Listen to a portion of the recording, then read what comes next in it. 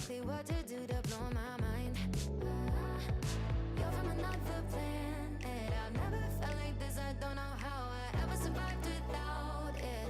I'm starry-eyed. Got me upside down, spinning around you. Wanna taste the clouds, dance with them. Take a trip around your body. Boy, I love the way you go. Hello, hello. Okay. I'm hoping there's no technical issues today because I see that no one is here. Nobody's here and I'm all alone. That's my song. Let's see. It looks like it's on. But then again. Oh, here everyone is. Hello. Okay. Everyone's here now. Welcome, welcome, welcome. Breaking news. Breaking news. I have a request for everyone that's here that has Spotify. Please go search Rise Together podcast on Spotify, and let me know what you see, because I'll let you know what I see, and that is that the podcast has been deleted, possibly. So let me know if you can hear me. I've had not issues, but something is going on with my streaming. It keeps showing up that 10 people are here and then 40 and then none. So just let me know that you're alive, that I'm live, and that everything sounds good. Because, we're adding new equipment by me and Steven. He's my tech buyer. So we're trying out all this gear. We want to make sure it sounds good because it ain't cheap. We want to make sure it's worth it before the rebate or the return policy gets too late. So let us know. Okay, so here we go. I just wanted to test this real quick. I'm searching. I clicked. So this is because I watched this or listened to this podcast so much. It's not, now I have it on Apple Podcast. It's still appearing. And, but it's just loading. So does anyone else have, I'm sure someone here has Spotify, and can check as well, but Rachel's pops up, no problem. Every other thing pops up. Steven in the other room couldn't find it either. So let me know. I think we're delayed a little bit. Okay, but in other news, we're going to talk about Dave transforming via the fitness club, fitness community. It's really not even a challenge, if you ask Heidi. It's more of a lifestyle. So Heidi posted something that I just found to be too funny not to bring up. And I did some research, of course, some digging on Dave's Instagram. And I found that the picture that she recently posted was pretty familiar. Very familiar. And it's shocking because, in 60 days, you think that, you'd only be able to post one before and after photo, right? But not the case when you're a former Disney executive, current captain. You can do whatever you want. So we're going to talk about that. Welcome again. And I have another news. I have a conspiracy theory to talk about in the Hollis universe. Just a theory, not even conspiracy, just a thought, just an observance, based on Rachel's mood. And I'm seeing your comments come through. Has anyone searched on Spotify yet? I need to know. Oh yes, I'm at the patio of peace. Me and Dave are chilling. It's a little rainy here, a little cloudy in Dripping Springs, Austin, Texas. So we're just gonna I'm seeking shelter underneath the overhang. Okay, freezing now, glitching. Ever since I added this audio thing, it's been glitching. I have an Ethernet cord now. Keeps freezing. Okay. Thought it was my internet. I don't know what the heck to do about this. Buffer City. Oh boy. Oh lordy lordy. Here we go again. Okay, so last time this issue occurred, I went away, I clicked off, and then I started it live, and then it was buffering again, and then all of a sudden it stopped doing it. No explanation. And this time I tried to fix my internet, and I did a few different things and thought that it had fixed itself. So I think we should just wait it out, and it'll catch up. We must try hard to catch up with each other. Still freezing. I know. What the heck? I'm sorry, everybody.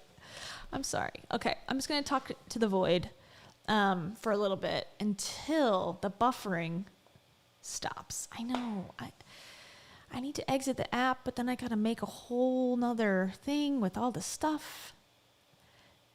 Okay, freezes, no sound. I don't know why. Been buffering. Let me look again. Let me look again did I change anything? No, I don't think I did.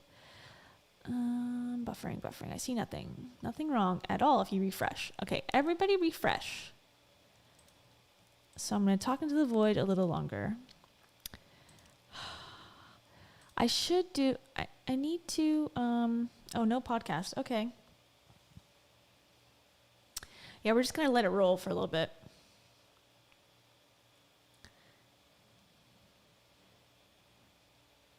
I'm just sitting here silently. Well, I guess I'm not silently, but I'm just sitting here. Dave says this. Unfollow me. Okay, so let me know. Right now it's 8:38 EST, so now we can track how delayed I am from you guys. The last time this happened, and I promise I'll work on it. I work on like one issue at a time, unfortunately. Right now we're working on the stop buffering issue. We fixed the audio issue. The audio is now equal level and all good. Okay, wow. So everyone's confirming that Rise Together is no longer on Spotify. What does that mean? I don't know. I only found out because I was literally pulling it up to play it for everybody while setting this live stream up. And so it's not just, I was like, did he know my IP address? Am I blocked on literally everything? Oh, thank you, Kendall Sue. Okay, let me take away this one because that's a double. We only need one. Thank you so much. Did you ever end up inviting them on YouTube? Yes, I did. Response is the void. So I did send Dave an email through his dave@davehollis.com, which that's his email. It's on, if you signed up for the newsletter, that's the email that he says, just like reach out. So I did.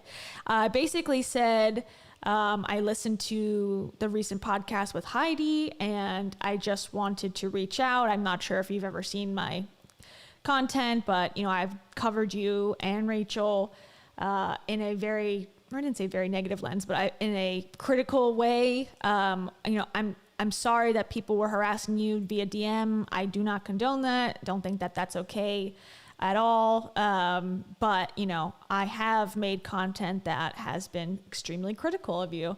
And I know in your podcast that you had said that you would like to teach lessons to people who don't understand the content, and that, you find that people who are haters they have something wrong with them. So I'm willing to have a conversation. I think it would be a great opportunity for both of us to try to see eye to eye on, personal development. I said I was a personal development skeptic turned believer, back to skeptic. Okay, no glitching. This looks better. Okay, good. Woo! Okay, if I just talk, then sometimes, sweet. Okay. Excellent. Okay, I'm reading your post, so I'm just gonna keep going. Anyway, so that was basically what I said, and I said, please feel free to reach out anytime you're ready to chat. I'm here. This is my email. whatever. So I did that the day after I was last live. So whenever that was, last Monday, I think, perhaps, at least on this channel. And no response. So I don't know. He might reach out at some point. I was very nice, professional, in my own humble opinion. Thank you, Kitty Mervine, and welcome. You're flying into the air with a cape and a smile on your face. Well, for that, I will say, I'm sorry that you don't have a job. I mean, being a hero, superhero, is a job. But this is more important. I will slowly buy you a boat. So you can be a seafaring superhero. Thank you, Kitty. Okay, I'm glad everyone's clear. I'm glad that I'm coming in clear. And everyone's receiving it clearly. All right, so that was my answer to, did I reach out and invite Heidi and Dave on YouTube, to my YouTube channel? Yes, the answer is yes. I'm not going to harass them and email them, a million times and try to beg them to come on. I'm going to send my one. I sent it already. Like I said, I also said that I came from a journalism background. I have credentials. I'm not a crazy person. I mean, I'm not a crazy person. Well, that could be debated, but I'm able to hold a professional interview, and I didn't put any sort of restrictions on it at all. Like if they wanted to record it, pre-record it, I'm open to whatever. So I'm still open. My door's open. My DMs are open. Dave and Heidi and whoever else wants to come on and have a discussion. I did say it would not be a softball. I would be critical, but not unfair. And I think that's what any journalist would say and should say in trying to get an interview. Be honest. I'm not going to just be like, so tell me why you're so amazing, like all of his peeps are in the self-help industry. It ain't going to be that type of interview. But it's not going to be like harassing him. So anyways, so that's that. Very exciting news. Not really.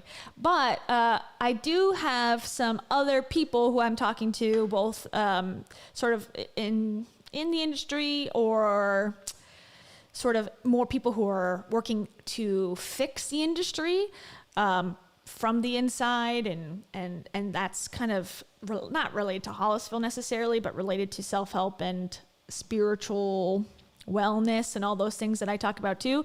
So that's coming down soon to do more interviews on the channel. So things are gearing up, heating up, getting exciting around here. So when it comes, I'll let you know, and we'll post it and all that stuff. And I'm working on some more edited content because I love live streams. I know a lot of you guys love the live streams, so we will not stop doing those, but I also need to start doing some editing, doing some edited videos as well, so that I can not lose all my skills and abilities. All right, so now that we're not buffering anymore, yeah, maybe, and I see people are saying it could mean nothing, could mean, I don't know, Spotify. I was literally listening to it on Spotify, his podcast earlier, so it might mean nothing. It could just be a fluke, but very interesting that he's kind of going through some changes and then that happens. So could it be part of a grander plan? I don't know, but you heard it here first, folks. Rise Together podcast is right now, at least, not on Spotify. So it's always something to talk about in Hollisville. Okay, so we're going to talk about Dave's transformation. So let's talk about that first. Then we're going to go to Rachel just for a little bit, just to talk about kind of my theory about what's going on. Oh, thank you, Samantha Wellbrock. Thank you so much. Oh, dang, you are amazing. Well, thank you. I will take that compliment and not try to say, no, I'm the worst, because that's what my initial reaction is, and I'm not going to do that. So thank you very much, Samantha Wellbrock. And for that, I'm going to say, I am not emotionally stable. Which is true. Are you from Canada by chance? We have a lot of really great friends from Canada. So we do. Oh, and by the way, in case this wasn't clear and obvious, Dave is back in Arizona with his best friend, Heidi Powell. We're best friends. They're really spending their time figuring out who they are by spending every waking moment together. Anyways, just thought I would give that little update. Okay, so let's talk about Dave's transformation. Speaking of Heidi Powell, I can't talk about Dave Hollis without talking about Heidi Powell, of course. So this was posted on Heidi Powell's Instagram, and not the most flattering photo of Dave. Also, it looks like it was taken on a camcorder, like a Kodak snap and shoot camera. So, that could also be contributing to the photos, looking a little bit more rough on the left and a little bit like more modernized on the right. But this picture looked familiar, and I was like, this wasn't 6 weeks ago. This wasn't 3 rounds of 6 weeks ago either. This picture was taken, and I'll tell you how I know exactly, but this picture was taken 1 day after he was married to Rachel. So what was that, 16 years ago, 18-ish years ago, somewhere in the vicinity of nearly 2 decades old. So not quite a fair before and after, I have to say, and I think everyone would also agree that that's not a fair analysis of what results you may see in 6 weeks. You may also age 20 years. That is because of the witchcraft and breath work going on, maybe, perhaps you could argue. But yeah, this is false advertising, I would say. But let me get to the caption just so we can see, because she does acknowledge that, there is some time frame difference. But I think if you were just scrolling by, you might think, wow, Heidi did an amazing job on her, with her booty workouts. Dave looks like a new person. Well, here you go. Heidi says, can we all take a minute to appreciate Mr. Dave Hollis's transformation, though? And also, Dave is off the internet, off of social media. Because, as Dave puts it... Turns out you can have a full life without putting it all on social media. So instead of putting himself out to be criticized on his own, social media accounts, he's just using Heidi's now. He's just renting Heidi's for free. That's what best friends do. So... okay, so it says, sheesh, I posted this side by side in our Get Fit community yesterday and just can't get over it. Sitting by the pool today with this guy, I couldn't help but get a little emotional over the insane evolution and growth I've been witness to over the last year. Yes, clearly there's been quite the physical change, but the best part has nothing to do with what the eyes can see and everything to do with his mind, heart, and soul. Everything to do with fighting through the hard and coming out stronger on the other side with the best relationship with self he's ever had. Okay, tell yourself that. Okay, sorry, that was me. These shots are years apart, and since we've met, it's been quite the damned journey, let me tell you. Well, at least she acknowledged that there's years apart, but I think there needs to be a better explanation of why you're posting this right when you start a fitness transformation challenge. Seems a little sus, if you know what I mean. Okay, a great reminder that physical nor emotional behavioral growth happens overnight. Okay, nope, it's a process. One that requires baby steps, grace and forgiveness with self, patience for the process, trust in the process, and focusing on being 1% better today than yesterday. Yeah, true. Well, that's better than being 3% sure your wife ain't gonna get a job that she applied for. Yikes. Yeah, 1% better every day is a better message than, yeah, there's a 3% chance you're going to accomplish that. Love of my life, wife. Okay, back to Heidi.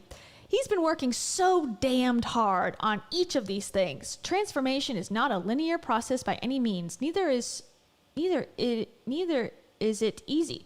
But it is one that even when it has felt hard or when he has fallen down, he's gotten back up, ignored the noise, and kept on moving. Coolest part about all this is that on happiness and peace scale, the guy on the right is at an all-time high. So the day after his wedding, he was not peaceful. Is what she's trying to say here. That he was really upset about that. Okay, so he didn't do anything about it for 18 years. All right, that's weird. never been a better version of Dave Hollis. I never knew him before I met him, but I know this. Okay, Heidi. Emma Kate, thank you so much for the super chat. Okay, let's see. Your live streams helped me survive law school finals this semester. Thank you for the A+ content. Oh my gosh. That's awesome. Okay, that's way harder than anything I've talked about on this channel. So you're studying. I'm glad. Can you imagine if you were like taking the bar and you're like, Hollisville. In the case of Hollis versus Hollis, Dave Hollis retained the Rise Together podcast, and Rachel took over the phrase "rad." This finding, this concludes my findings on the divorce of Rachel Hollis and Dave Hollis. More to come. I don't know if that's what the bar is like, where you have to make up fake lawsuits, but that would be fun. So thank you for joining, and thank you very much for that super chat. Dave says, I love you. there you go. Okay, I just want to reread that last line one more time, just for some, what? Question mark? Never been a better version of David Hollis. I never knew him before I met him. Yeah, that's how time works. But I know this. So dang proud. Okay, cool. Wonderful. Weird posting. And Dave, who's not on social media, he is done with social media. That's his new brand. He messaged or posts. Oh, you can't see it. I'm in the way. Proof. There it is. Right there. Dave says, thank you, Heidi. Such kind words. So grateful to have had you encouraging me all along the way. There's something about proximity to someone with your kind of superpower, your ability to see the potential in others when they might not be able to see it in themselves is a real gift. Thank you for the times when you allowed me a little borrowed belief until I was able to find it in myself. How wonderful. Such great best friends they are to share these moments together. Okay, so interesting, right? All right, but let's go back to the other times Dave has used this photo. Let's do that, shall we? Dave has posted this not only, well, Heidi posted it once. Dave has posted this not once, not twice, 3 times. 3 times in the past. This before and after sequence. Basically, the before photo being the same and 3 different after photos. So very on brand because it's... Dave seems to have reinvention after reinvention after reinvention. You know, first he was Disney dad, then he became CEO, then he was knocked down to COO, then he became Built Through Courage Dave, then he's I'm Just a Human Dave. What will we see next? Apparently Dave not on Spotify. I don't know. I don't know. Okay, this one is from 2019, so let's go full screen. I'm telling my team right now to go full screen, right? The team is me. Okay. And this is 2019. They were still together. So Rachel Hollis liked this. She also liked one from 2020, January 2020. They didn't announce a divorce till June 2020, so they were still together. But you know, she was still liking his post at this point, or in 2020 time frame. Oh, thank you. Oh, right over my face. Perfect. Thank you, JB. Glad you're on the patio of peace. Kia on pancake duty. Yeah.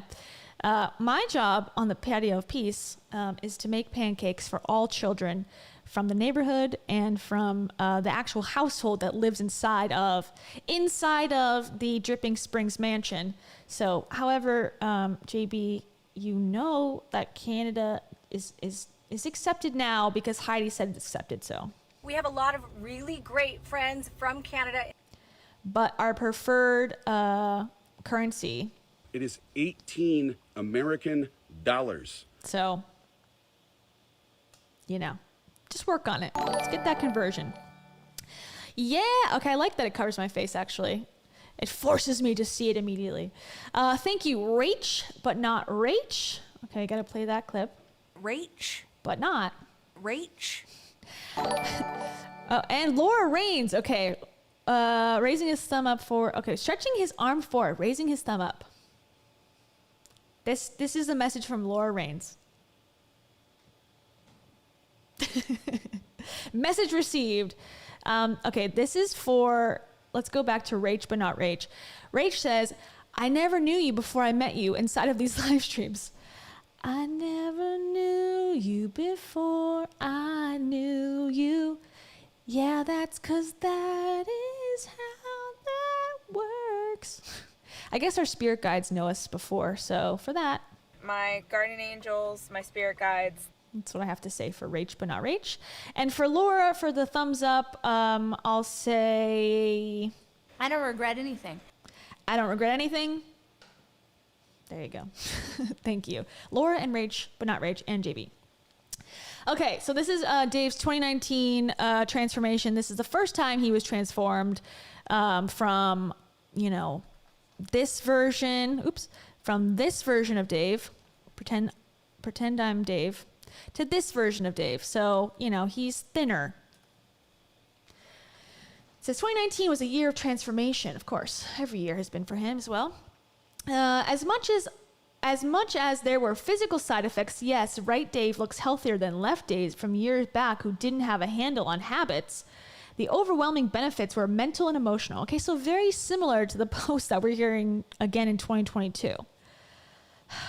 So just constantly just transform, and then you will feel satisfied, right? This past year's transformation was not about how I look, but how I feel, not about how much I weigh, but how I deal. Okay. The Dave on the left turned to drinking when stress triggered fear. The Dave on the right hadn't had a drink more than 9 months. Okay. Well, that sort of, again, has been... It seems to be like history repeating itself. He's showing the same before photo, and this after photo says, well, I don't drink anymore. Okay, well, now in 2022, so this is again 2019, same story. This photo, I'm fat and horrible. That's what he's saying, not me. This photo, I'm sober and healthy mentally. Okay, so but in 4 more years, you're going to show a photo from 2022 and be like, in this photo, I was lying. I mean, that's kind of the pattern. I'm not saying that's what's going to happen. I'm just saying that's sort of the pattern that I'm seeing thus far. Okay, let's see. The Dave on the left turned to drinking when stress triggered fear. The Dave on the right hadn't had a drink more than 9 months. In the face of more stress, fear, and anxiety than any other time, in parentheses, work with your partner, write a really vulnerable book, scale a business against a backdrop of a massive identity shift, I had to make a choice. Choose habits that allow the pursuit of all those things, or revert to my old ways and become a husband, father, and leader that's less than what we each deserve. Great habits don't reduce stress. They allow you to power through them. When I turned to running as a way to more positively cope with stress, I put some dang miles on these roads. Okay, the same exact coping mechanism he's using now. He said he runs. He talked to Gabby Bernstein about being a runner. He's going to run when he's stressed, and he's changing the booze for the running. Not saying this is a bad thing. Just saying this is, again, we've already seen this, 2019. Sounds like the lessons he's learned, he's really making it seem like he's like, oh, I really learned this time. It's like, okay, you really learned in 2019 too. All right. My final run of 2019 pushed my year-end total to 725 miles run. And doing it, there were 18 stinking times more than a half a marathon. Come at me, roads. Okay. Running was therapy, church, rehab. Oops. He went to real rehab now. Well, that's better than running rehab.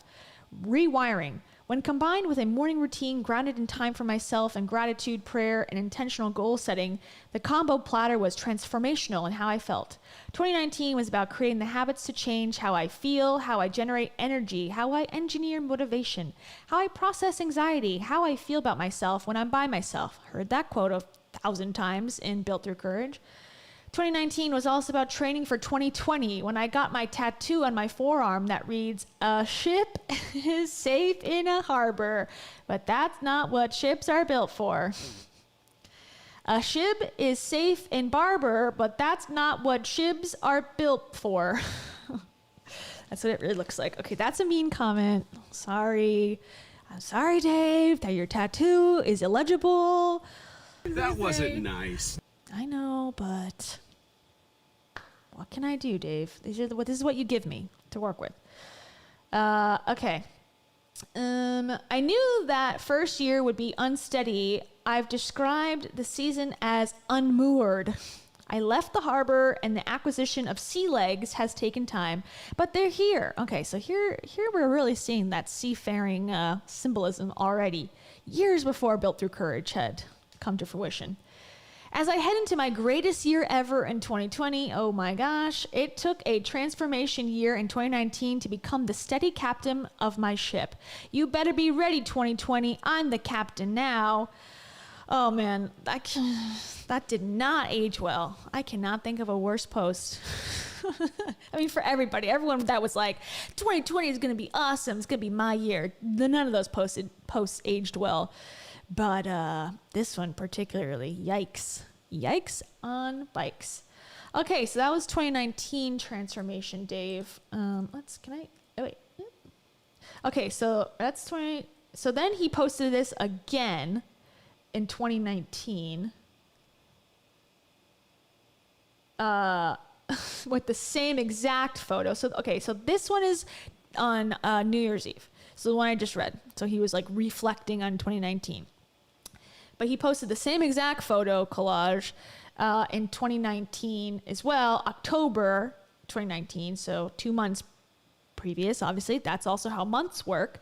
And this one says, the power of habits, left side, the day after our wedding. Okay, that's how I knew that. Reveal. Source reveal. The right side, 15 years later, after appreciating the importance of committing to a daily routine that helped me feel the way I say I want to. This isn't about a scale. This isn't even about how a shirt fits. This is about going into a daily routine that helps produce a person who can have the energy for this day, who chooses running over drinking when triggered, yikes, who models what it means to pour into himself for his kids, who feels a way that affords the opportunity to fully use potential. You are your habits. That version of me on the left, that is a redirection of the absence of habits during a time in my life when I didn't appreciate how important they were, when I thought I'd live forever, when I didn't know what I know now. The guy on the right is also a reflection of his habits. At 44 is healthier than any other time in his life and is just getting warmed up. It's Habits Week in this last 90-day challenge. Okay, so now we're not talking about the 60-day challenge. This is all confusing, I know. This is the 90-day challenge with his first wife, I guess first and only wife thus far, Rach Hollis. That's her company. Not to be confused with Heidi's company, 60 Days to Get Fit. It is all very similar, though. Am I wrong? It's Habits Week. Okay, you are your habits. Choose wisely. Let's go. You know, this is why listening and just seeing Instagram posts from gurus, self-help gurus or celebrities or whatever, you look at it and you go, God, I just need to do that. I just need to look at what he did. Oh my gosh. And then you realize 4 years later that it's all bullshit. I don't drink anymore when blah, blah, blah. It's like, yeah, you're gonna, as soon as you have a bad, thing happen to you, you went right back to it because he didn't go through the rehab program probably when he should the first time. He's like, I'm strong enough. I went to a Tony Robbins conference. I don't have to go to rehab. I have strength enough to do it. It's like, okay, but then look what happened. That's why it's hard to believe anybody. I want to. I wish I could be a believer. I'm a believer, but I'm not a believer.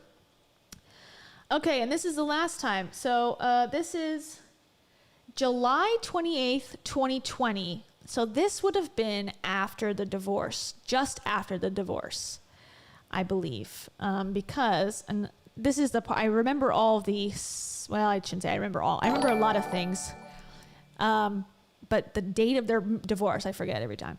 James Wojek, thank you so much. Pancakes for peace. Pancakes for peace. Pancakes for peace. Dave, you're talking about peace, aren't you? No, I'm talking about buying my book. Talking about buying my book. Also, I'm all about getting a free ride. That's Dave for you. Thank you, James. I appreciate that, as always. All right. Now we're going to read 2020, July, right after the divorce. What transformation did you go through then? Using the same photo. Same left photo. Right photo is different. Okay, your health is such an important thing. Spiritual health, mental health, emotional health, and physical health, they all play into what it means to be healthy. Okay, so very similar to his post, or Heidi's post. We got the same message. Okay, it's all important. Got it. This Transformation Tuesday isn't the result of a 90-day challenge. It's happened over a lifetime. Okay, but okay, that's funny.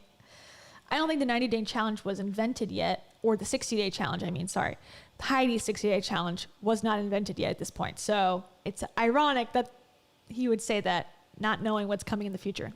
Okay. Isn't the result of a 90-day challenge. It happened over a lifetime. But really, as much as the picture on the left is me at 30, okay, I'm 30, so yeah, he looks about 30. I think that looks right.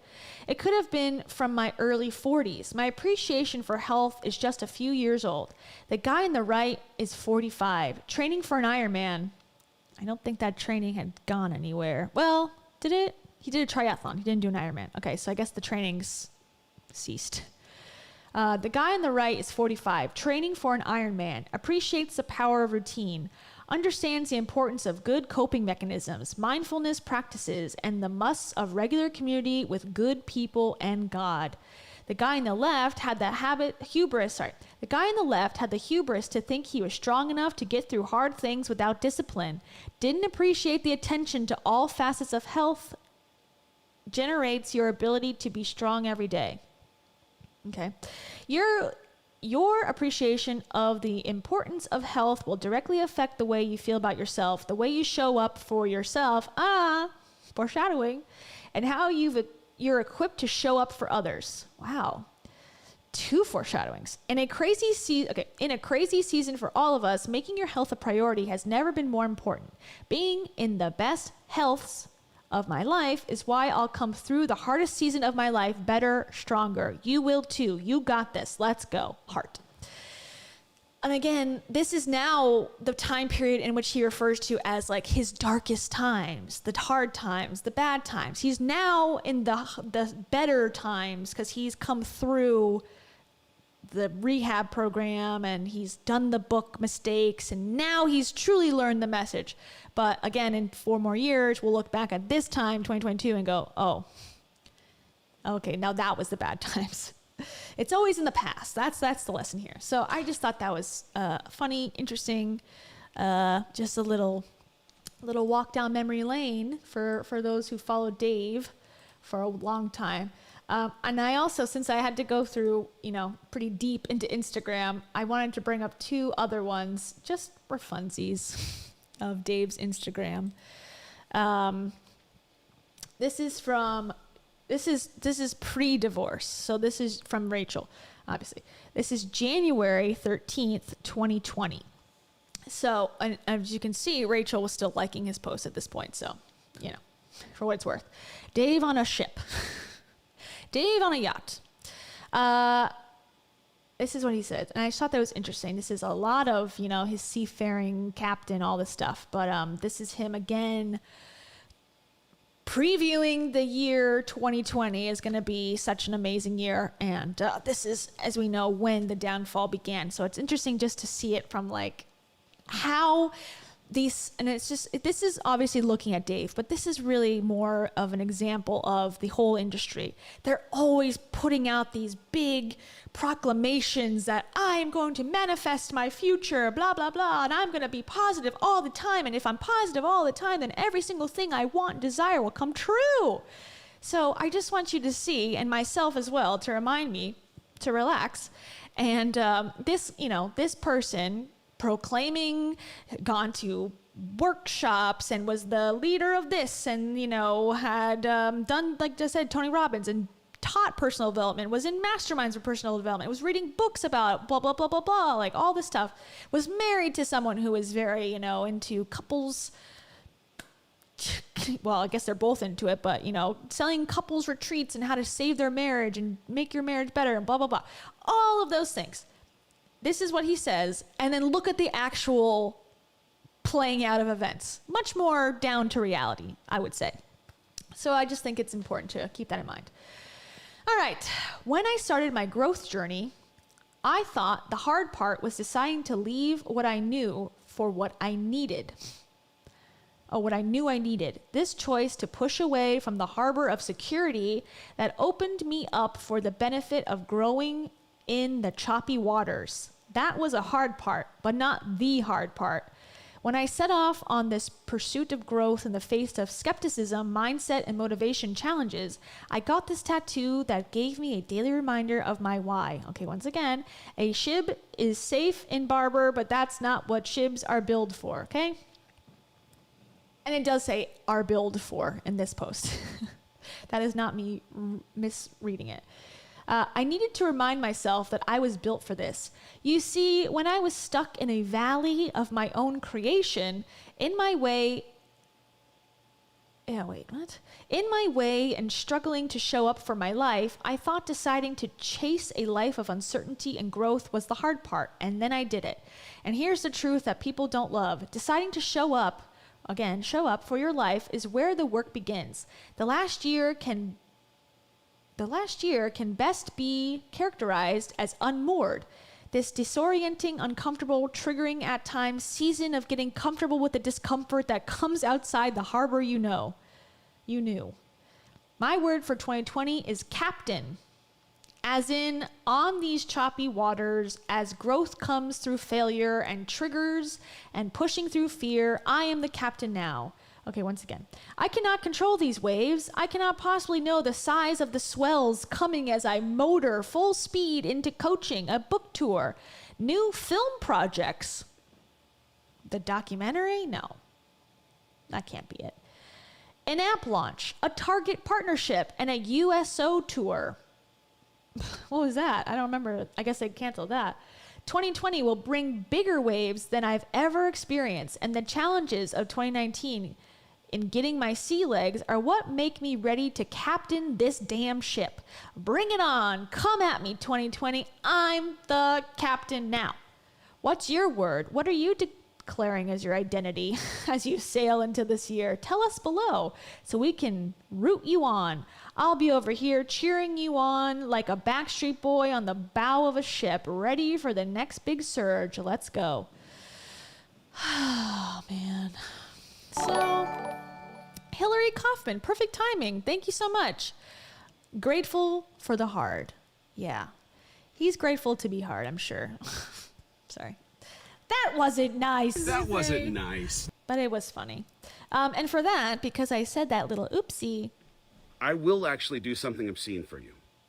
Thank you, Dave. I always appreciate the offer. Thank you, Hillary. I really appreciate that. But I also need to point out the amount that you've donated. $18 stinking dollars. Is the best amount of dollars that you could have chosen. It is 18 American dollars. So, good number selection.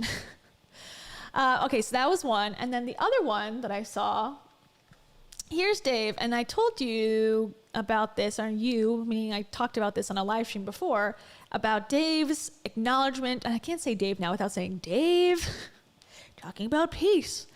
Dave's acknowledgement that, criticism is part of this business. Him and Heidi had a very, I think, intense conversation on the podcast, on Dave's podcast, about bullying and about, dark places and all these things that he was unknowingly walking into when he wrote his book and blah, blah, blah.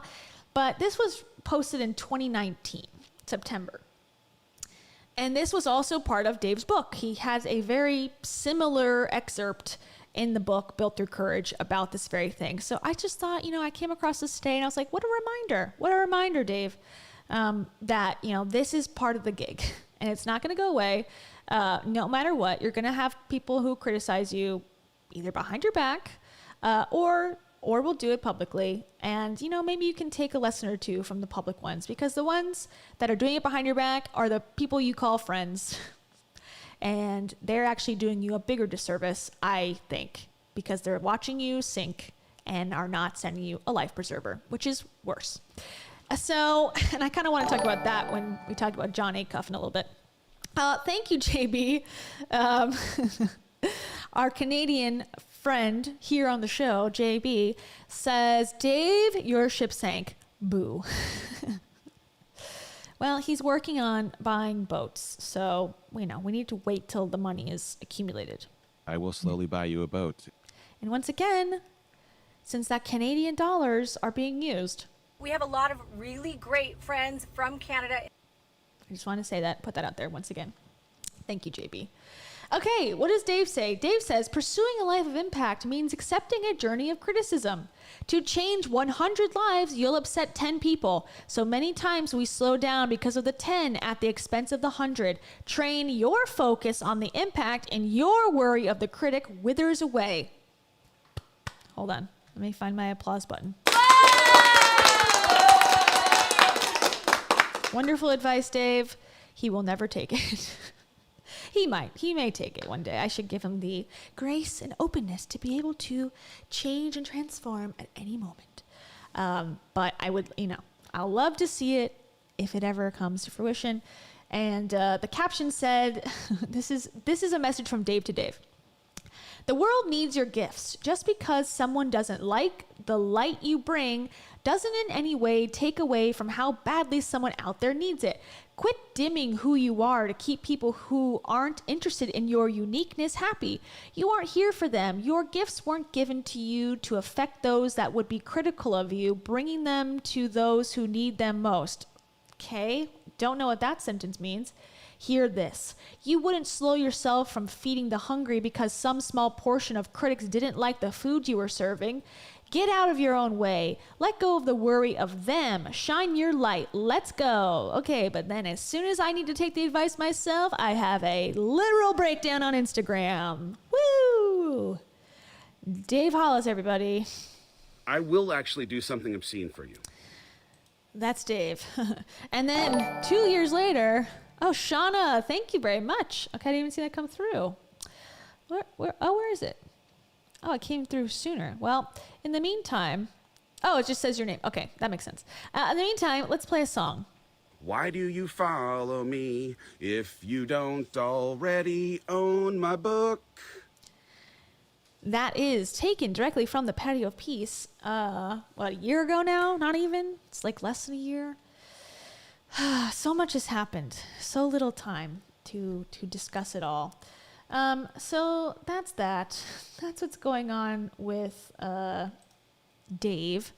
And we're going to listen, like I said, we're going to listen to the podcast that he just did with John Acuff, who is a person that Dave calls a friend, close friend, buddy, whatever. They had a little Instagram live show. Can I bring that up? Let's see. And as soon as Pancake Gate happened, which is basically when Dave went on the back of his patio and for 2 hours told people to unfollow him if they didn't like his book or didn't buy his book, and his kids were trying to get his attention, and his little daughter was asking for breakfast and he just ignored her for a long time. That's what I'm referring to when I say Pancake Gate. Okay, let's see. I don't think it's on his anymore. I mean, it might be. So basically, he had a little show with John Acuff. It's on John Acuff's thing still. Wait, let's see. Okay, this guy. And John and Dave show. So they acted like, oh, they're such good friends, whatever. Oh, I can't play this either? What the heck? Weird.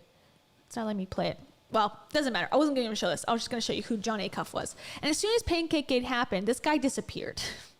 And that's what I'm talking about, where it's like, okay, John Acuff can play pretend. He's another author. He can play pretend that he's a good friend to Dave. But as soon as there was any sort of needing of support, public, like, hey, my friend's not a bad guy, the haters or whatever, he didn't say that. He didn't say anything. He kept his mouth shut, and then all of a sudden he came back when, things were starting to calm down, it seemed. Is that a true friend? I say no. That's just my 2 cents. If you're not going to support your friends, your people who you'll have on your podcast when times are good, if you're not going to support them when times are bad, what's the point?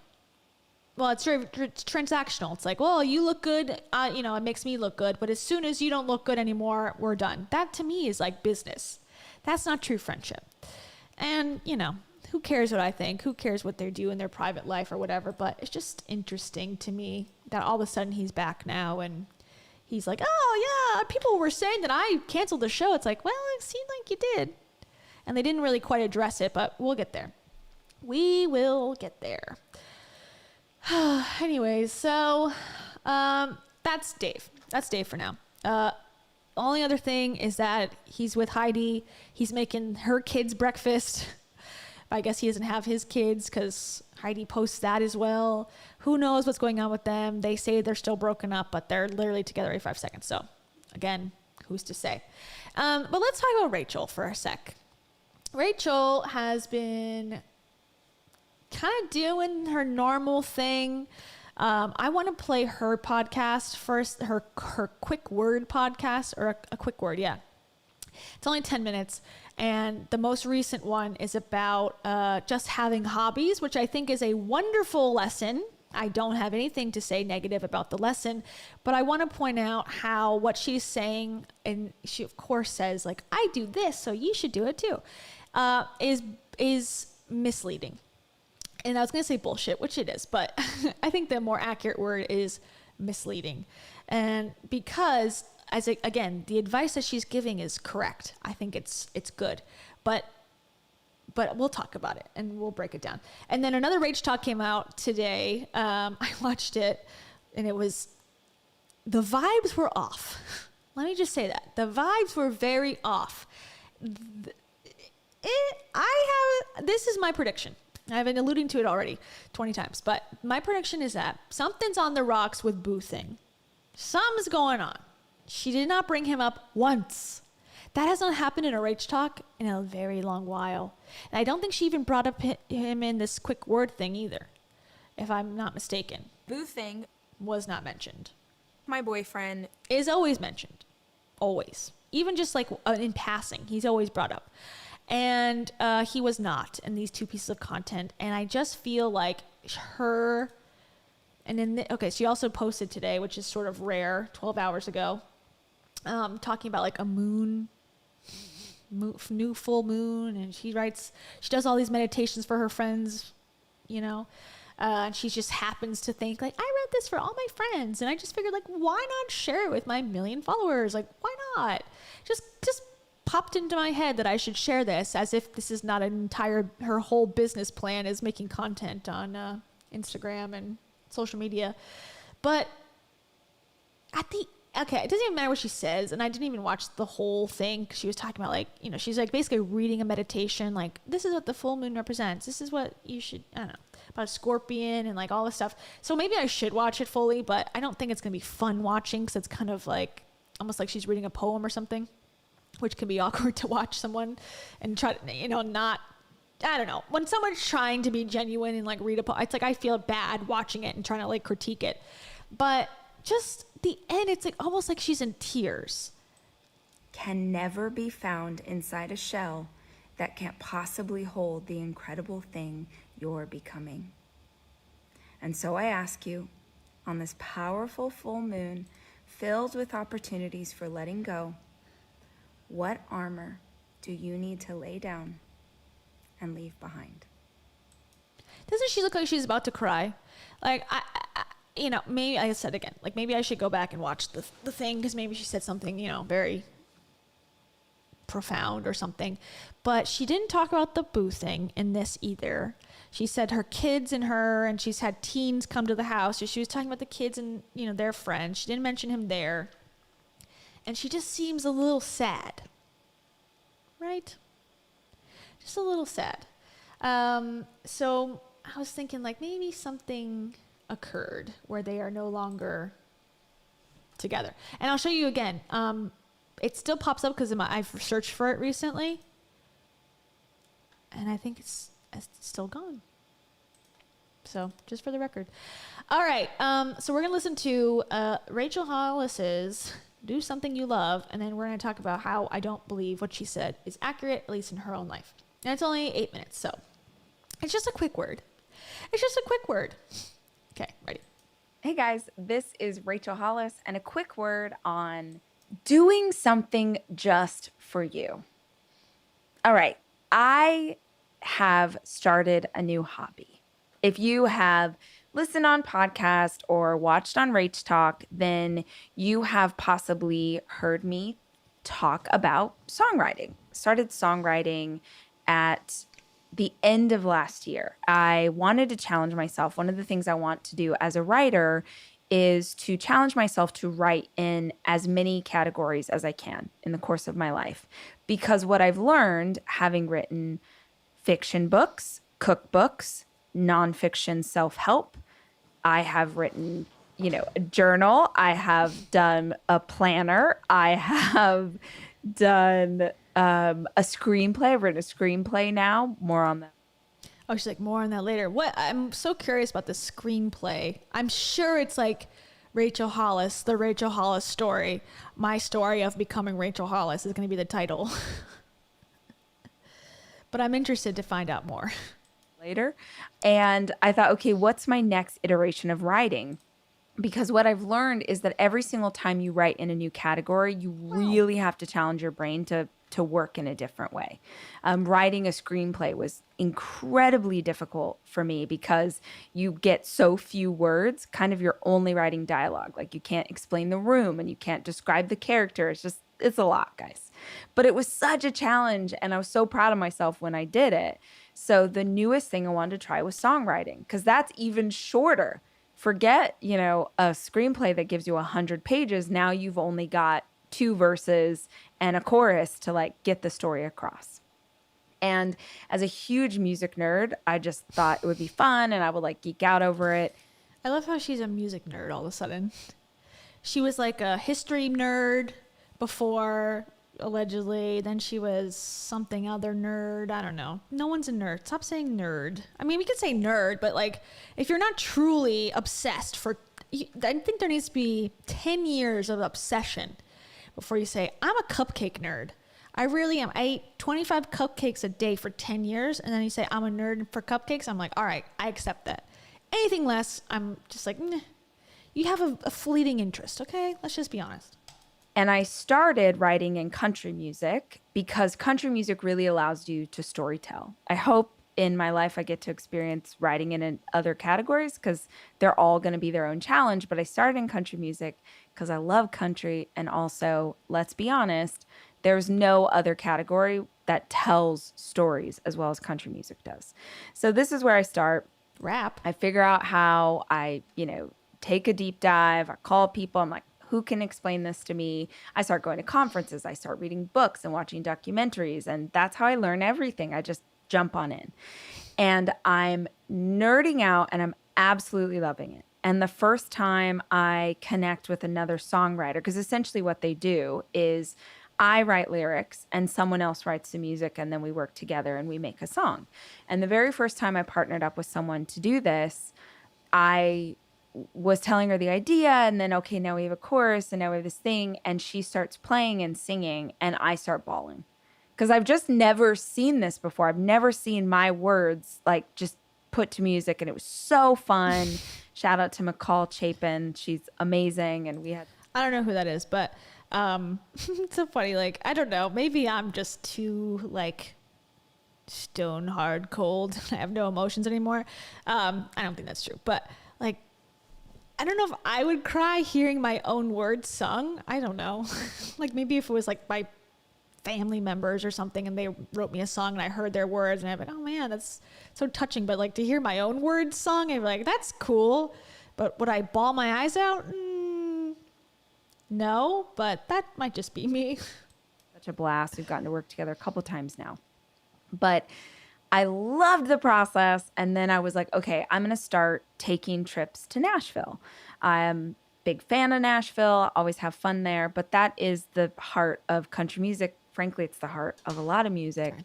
And I can go in and sit down in writing sessions with other writers and collab, and it's fun and the whole thing. I'm having the best time. I am just living my best life. I'm literally sitting in rooms with people. It's so creative. And I'm like, how is this my life right now? How do I get to do this? This is crazy. Because you're rich. The world opens up to you and you have buku bucks. That's why.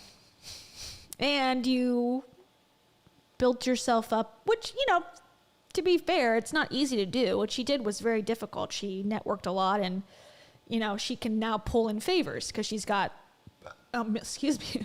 over 1 million Instagram followers. Even if people don't know who the hell she is, if you go, I have 1 million Instagram followers, can I come and learn how to write music with you, blah, blah, blah, and I'll promote you and I'll tag you? That's incentive for someone to say, yes, of course.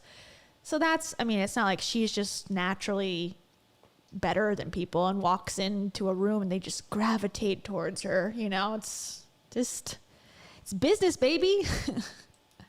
And all of this is going on, loving it, living it, learning every time. Every person I work with, I'm like, my mind's exploding. I'm learning a ton. And at first people are like, that's cool. Because I was learning to do this thing, and I am also learning guitar and all of it.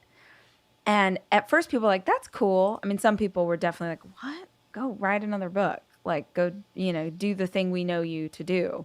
But most people were like, that's great. Love this for you. And now I've officially hit a point where I've had like 6 or 7 people lately, people I work with, people I know, friends, family, whatever, ask me, fake thing. What are you doing?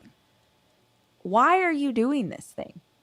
What people keep asking, because back in the day when I hadn't had a lot of commercial success, people ask you, what are you doing, in a very different way. Back in the day, people would be like, what are you doing? Like, who do you think you are? What? It was that. Now that I have proven that I have launched products, books, podcasts, I've had success, right? Now people don't ask in that way. Now people go, well, what's the point? Like, what's the end game? What's the goal? What's the project? What are you doing? What are you building? What are you working on?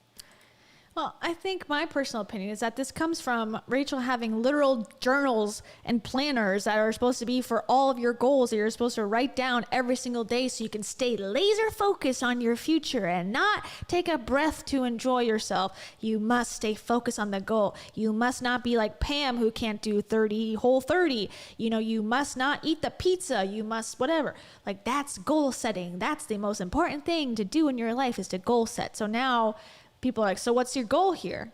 How dare you ask me that? Ugh, how dare you? Why would you think I want to be a goal setter? Well, let me show you your career, and then you will understand where we're confused. You know, okay, I get where she's coming from, and she's trying to set this whole thing up and to be like, well, you know, doesn't have to be for that. Okay, redhead with a rake. Interesting name. I like it. Are you a farmer? Are you a gardener? Are you a redheaded gardener? Okay. She says, or he, or they say, she always uses her husband's boyfriend's career to give her opportunities, then claim them as her own hard work. Yes.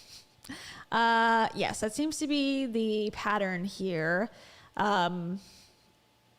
Which I think you know, I don't know if Dave was super entrepreneurial necessarily, but he was definitely a business guy, right? He was a business guy. He was climbing the corporate ladder of business in the entertainment business. And then Rachel kind of became business boss babe. Is that because she's interested in business, or she just wanted to be like Dave? Who's to say? Now she's with a guy, maybe. I mean, when I said earlier, it's totally my own just inkling of watching her, hearing her, seeing her, not hearing his name pop up. That's where I was coming from. I could be 100%. They could be married right now. I have no idea. They might be in love and making out as we speak. So that's not like tea. Like, I don't know any insider information. Just for the record, I'm just putting my guesses out there for the universe to hear, as she would say, about boosting. They may be together. I have no idea. I'm just speculating. But he's in the music industry. He's Shawn Mendes's tour manager. You know, obviously very involved in the music industry. Now all of a sudden she wants to be into music. You know, sounds to me like, okay, I get the connection here. She was also watching like mountain climbing documentaries for a time. He happens to be a mountain climber. Like, who would have thunk it, you know? So I think that's where she gets these ideas from. but that's again, what do I know? I only know what I see, and who's to say, but that's my take on it. All right. So now she's talking about, no. Goals are stupid. Goals are dumb. That's what she's saying now. And I had a couple of days, to be totally honest, where some, probably some old insecurities of the past, I hear people say, what's your point? And all of a sudden I'm like, oh my gosh, I have to have a point. I have to have a goal. I need a project. I need to be working towards something. Why am I doing this? And it took me a few days to process this. And the resolution that I got to, I really wanted to share with you guys in case you find yourself in a similar place. I am learning to write songs because I love it. It's a hobby. It's making my heart happy. I feel honored to get to be part of the process. I'm here to learn. Every single time I go into a room in a songwriting session, I always say like, hey, I'd love to tell you my intention for this time, and I'd love to hear yours. And my intention is always, I want to learn from you guys. I want to have fun. I want to listen to cool music. And I want to get some really good lines in here that, when you hear a song and there's a line, you're like, oh, for example, nobody asked, but I'm just going to tell you. For example, one of my favorite songs ever is Walking in Memphis by Mark Cohn. It's pretty old, so if you haven't heard it before, don't worry. But there's this amazing line, like in my opinion, one of the greatest lines in songwriting, where he says, he ends up in a church service, and Mark Cohn is a Jewish man from, I think, Brooklyn, and he ends up in a church service in Memphis, and he's like singing with this woman on the piano, and she says, tell me, are you a Christian child? And he says, ma'am, I am tonight. Oh, so good. I love that. So that's what I'm living for. That's why I'm sitting in. Okay, I don't get it. I don't get that lyric, but I guess I'm not a songwriter in Nashville, so I don't know. I don't understand the nuance, the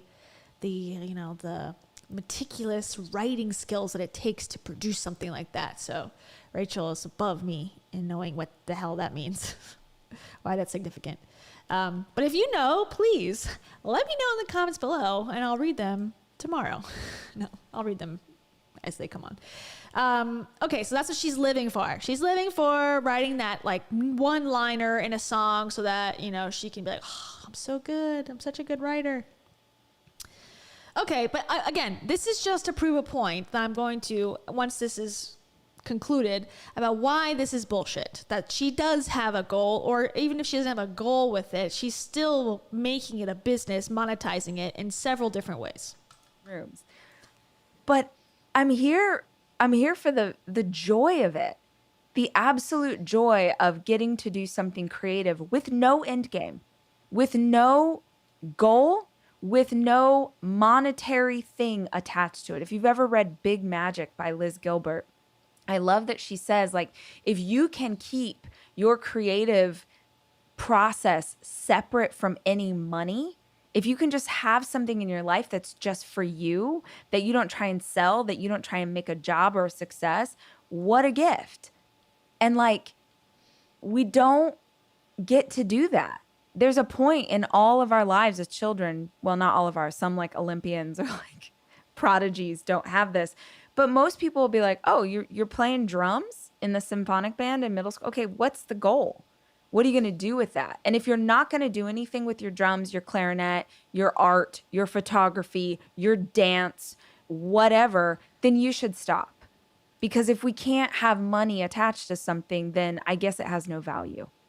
So I'm taking on a new creative project and process for the fucking joy of getting to do it. That's why. My virgin ears, Rachel. How rude. How rude of you. Say the F word. Oh my gosh.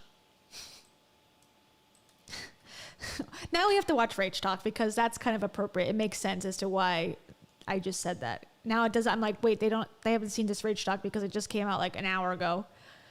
Rachel is very offended. She talks about flying in planes. Like that's her new Rach Talk theme. And she's very offended by disturbing content. We'll get there. I'm getting ahead of myself. Let me just finish this first. Let me finish one thought and then we'll move on to the next. I just want to give you that in case someone in your life is asking you why you have that hobby, whatever it is. You have that hobby because you're a human being and it feels good to do something that you enjoy. It feels good to be passionate about something. It feels good to be scared. You know, I love what I do, but I have done this for so long. I've had this podcast since 2017. I've published my first book in 2014. I've been speaking on stages for 15 years. I love it. I'm grateful. But y'all, I know how to do it. I know how to do those things. This new project, this new process, all of it, no idea what I'm doing. If you know how to do it, Rachel, do it again. Do it again, because you used to know how to make a YouTube video too and get views on a YouTube video. Now, not to be mean, but your sub count and your view count ain't correlated correctly. She's got over 177,000 subscribers on YouTube. She gets like 1,000 views on some videos, 500 views. Like the most she gets now on a higher end video is like 10,000, maybe 15,000. And I'm not saying like, oh my God, what a loser. Cause you know, those numbers are good for me, but from where she was to where she is now, she's acting like, I know how to do that. It's like, well, then do it. I think you knew how to do it once with all the right ingredients in place. And I think that's hard to replicate again. And that's why she's pivoting all over the place. Not to be mean, but that's the truth, I think. And the fear of that is excitement in my belly that makes me pumped to get in another room and try a new thing. So, yeah, do something because you love it, not because you're trying to turn it into something that feeds your ego. Okay. Yeah, sure. So that's what Rachel says, right? Okay. So let's just take a looky poo at Spotify just for fun. Okay. So this is unrelated. This is an old Rise conference, not old. That was the one I went to and did the video about. Rise conference speech. This is her Rach Talk. Okay. So in this Rach Talk right here, this piece of content, right up here, 282, has at least one interview with Walker Country live performance where they performed her song on the as part of her Rach Talk, which she also posts as a podcast. So number one, she gets paid for her podcast, and I think that's like basically the only thing she's getting paid for right now, other than, you know, residual income from wherever 2 years ago something happened, blah, blah, blah, contracts, all that stuff, and her journals, which are like heavily discounted right now. I'm not saying that's not a good income. She probably makes more than, you know, I made in the last 5 years combined just by doing those things. But comparatively to, you know, other times. So anyways, that's one. Okay. That's one thing that she's already monetized her songwriting for, because this is here. Okay. Let's see. Songwriting with Tom Douglas. That's a monetized thing. This podcast is a business, babe. Like, this is not just for fun. Okay. That's two things. Okay, let's see. Let's see. That's it, just two there. Just do something. Okay, let's say. Oh, nope. 3. So we have how to break up with a friend, songwriting in Nashville. Okay, that's 3 things. Let's see, how to make my life easier, Wordle being hard, okay. Well, she's talking about the thong song. Okay, so let's say 3 things there in her podcast that's monetized. You know, if I was to do a video about something and I put monetize on it, that counts as being monetized and not just for fun. Okay, so let's go to her YouTube channel and we'll see how many songwriting things are related. And also her Instagram has songwriting things related. So don't try to lie to me, Rach. Hey guys, welcome to Rach. Oh God. Don't lie to me, Rachel. Okay, so the last thing, she does not talk about her songwriting in the last Rach Talk. Here again is another piece of content, the songwriter guy. Here's another Rach Talk where she's playing guitar, talking about her songwriting. Okay, she's in Nashville talking about her songwriting. This is where she does the interview. So that's another 3. I don't know about these. So at least... Okay, here's more, her doing songwriting. This is me, I'm doing songwriting. So when you monetize your whole life, her brand is her life. Like, you know, her business is her life. And same with, I guess not same with me. If I was a vlogger, I could say that. But, you know, because it's a brand of personality, it's the Rachel Hollis brand, she never could scale it beyond herself. That's what she said her whole goal was. That's why she hired 60 people to run different departments and stuff. You know, she wanted to scale it beyond herself, but it's very difficult to do. People have failed many, many times before in the past, and she was like, I'm going to do it the right way, and then here we are.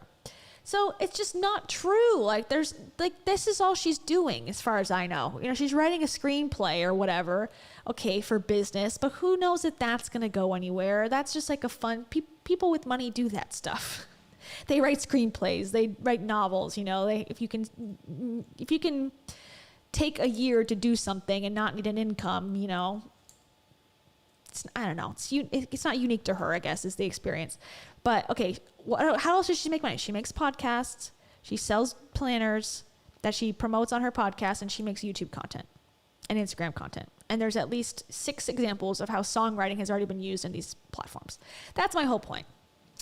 Okay, so let's just watch Rach Talk just quickly. It's also a short one. But this is, again, to kind of piggyback off of what I said, you know, my hypothesis, my, you know, gossipy, not based in fact belief about boothing maybe being some sort of fight going on or something. Because just to me, the vibes are off. Hey guys, welcome to Rach Talk, my weekly show where I sit here, drink caffeine, talk about random things. Today I'm talking about my boob job. Yes, I did get one. Not her boo, her boob job. Have to be confused. At first I was like, oh, boo. I was like, no, boob job. Kardashian is dating which member of Blink-182? I know that's old news. And also, I talked about, oh my gosh, the rudest thing that I saw on an airplane the other day.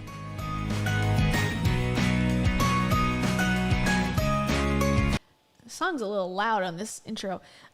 If you just tell me what you think. I'm not going to put too much. I've already put enough of my opinion onto this. You know, you judge. If you think the vibes are off. All right. Are we ready?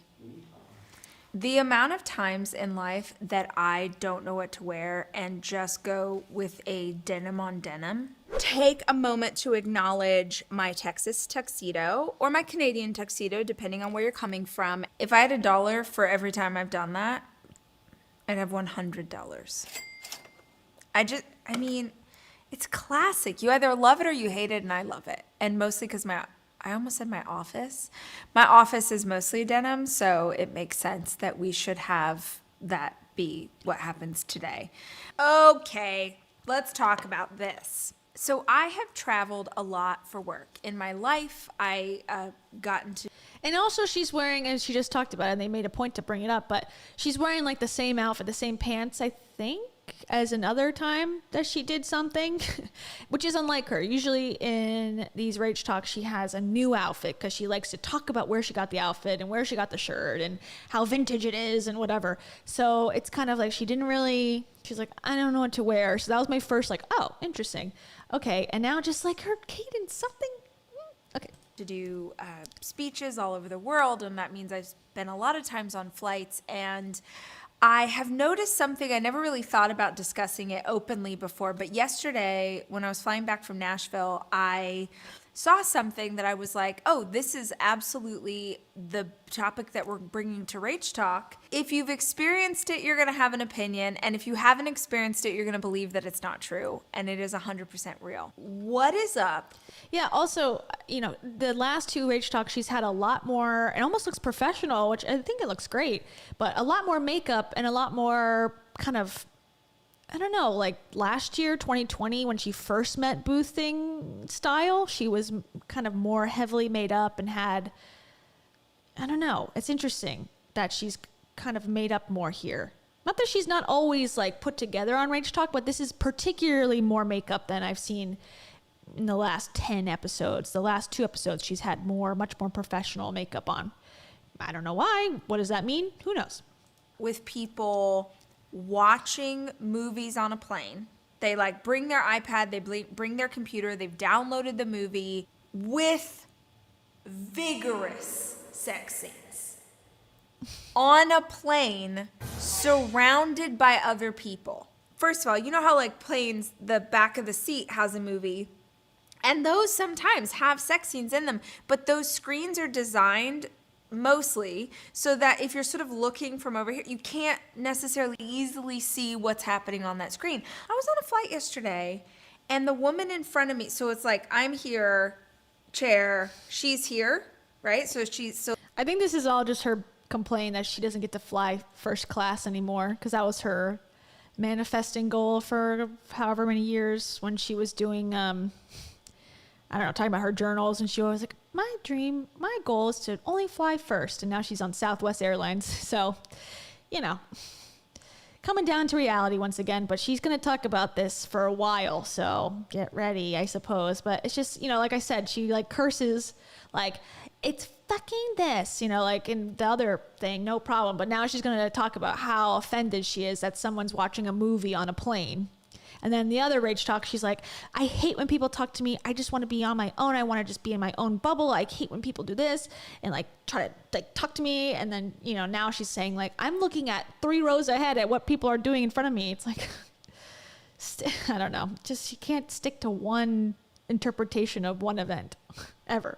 So like through the crack of the seat, I can very easily, I don't know what she was watching, but there were people, they were working through it. It was shocking because I was working and I looked up and I was like, you know, I was like trying to write the Sunday email to like send to Nicole, and I was like, and then what? And it was so graphic. It wasn't like smooching. It wasn't like a makeout session with clothes on. It was full on, we're going to Pound Town. You're not in a pod.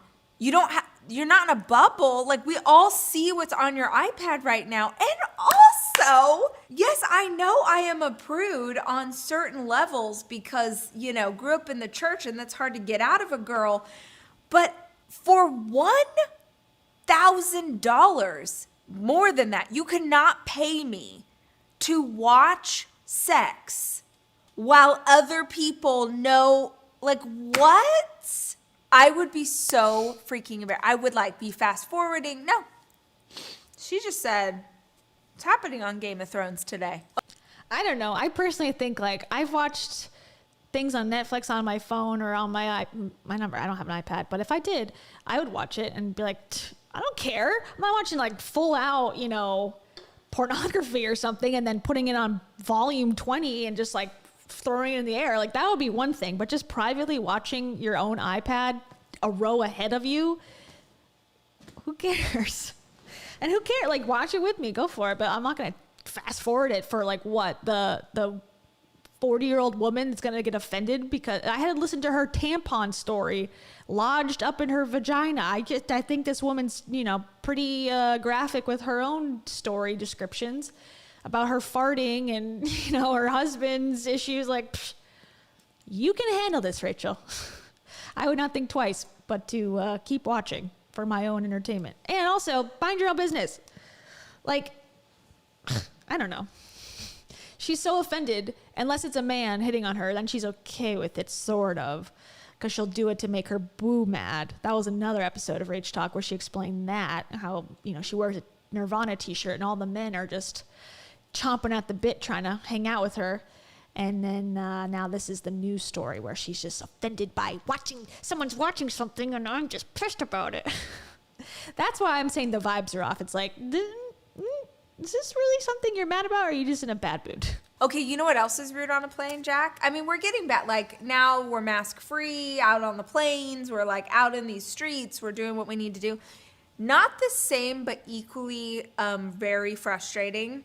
If you bring smelly food on a plane, you know what? Karma is going to take care of you. I was on a Southwest flight a couple weeks ago. Girlfriend next to me rolls in. Get ready, Jack. Chinese food. Okay, Chinese food's delicious. I want you to have that orange chicken. I want you to have that. I don't want you to have that right next to me. All of us locked into this vault of orange chicken. That, no. Yeah, I don't.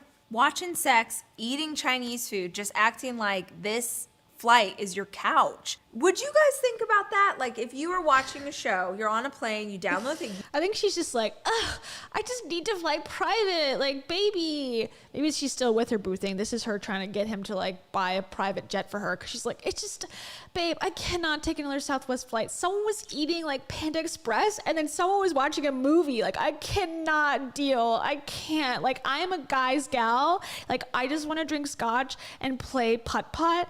But, like, this is too much. We need to buy a Gulfstream Air. We need it, babe. Please manifest it for me. No? Okay. Just that was my interpretation.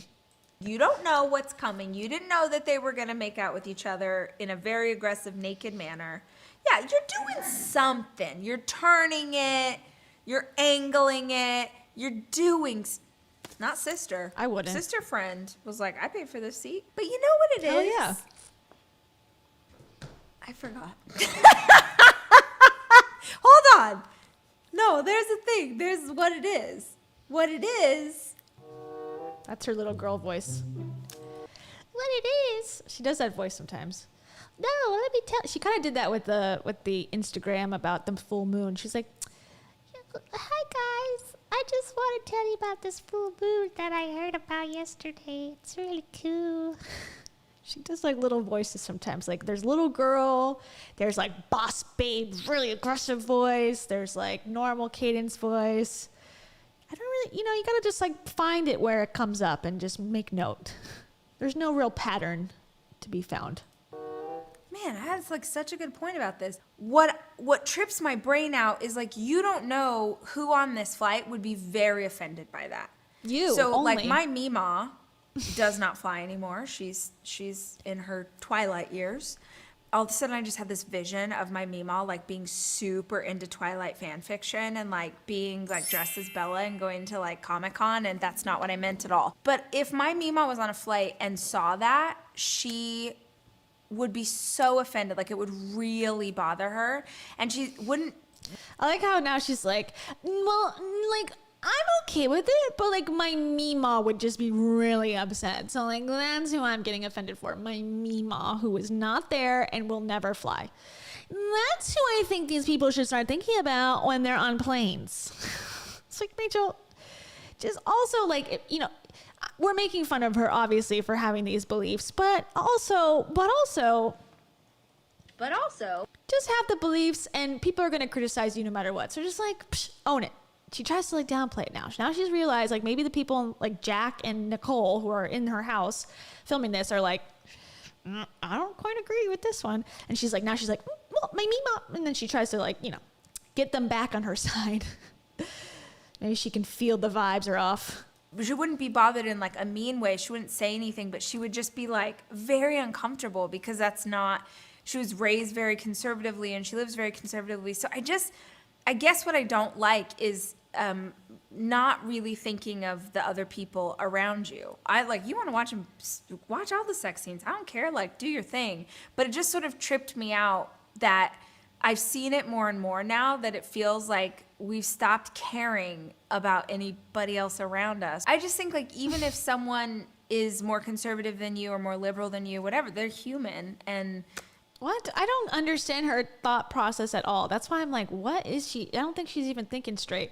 Because two episodes ago, she's like, this woman touched my elbow. Oh my God, how dare she? Like, she's got some issue with planes or something. I don't know. And this is like great entertainment for who? For whom? Us, I guess. I think she's making content for us now, which is fine. I'll take it.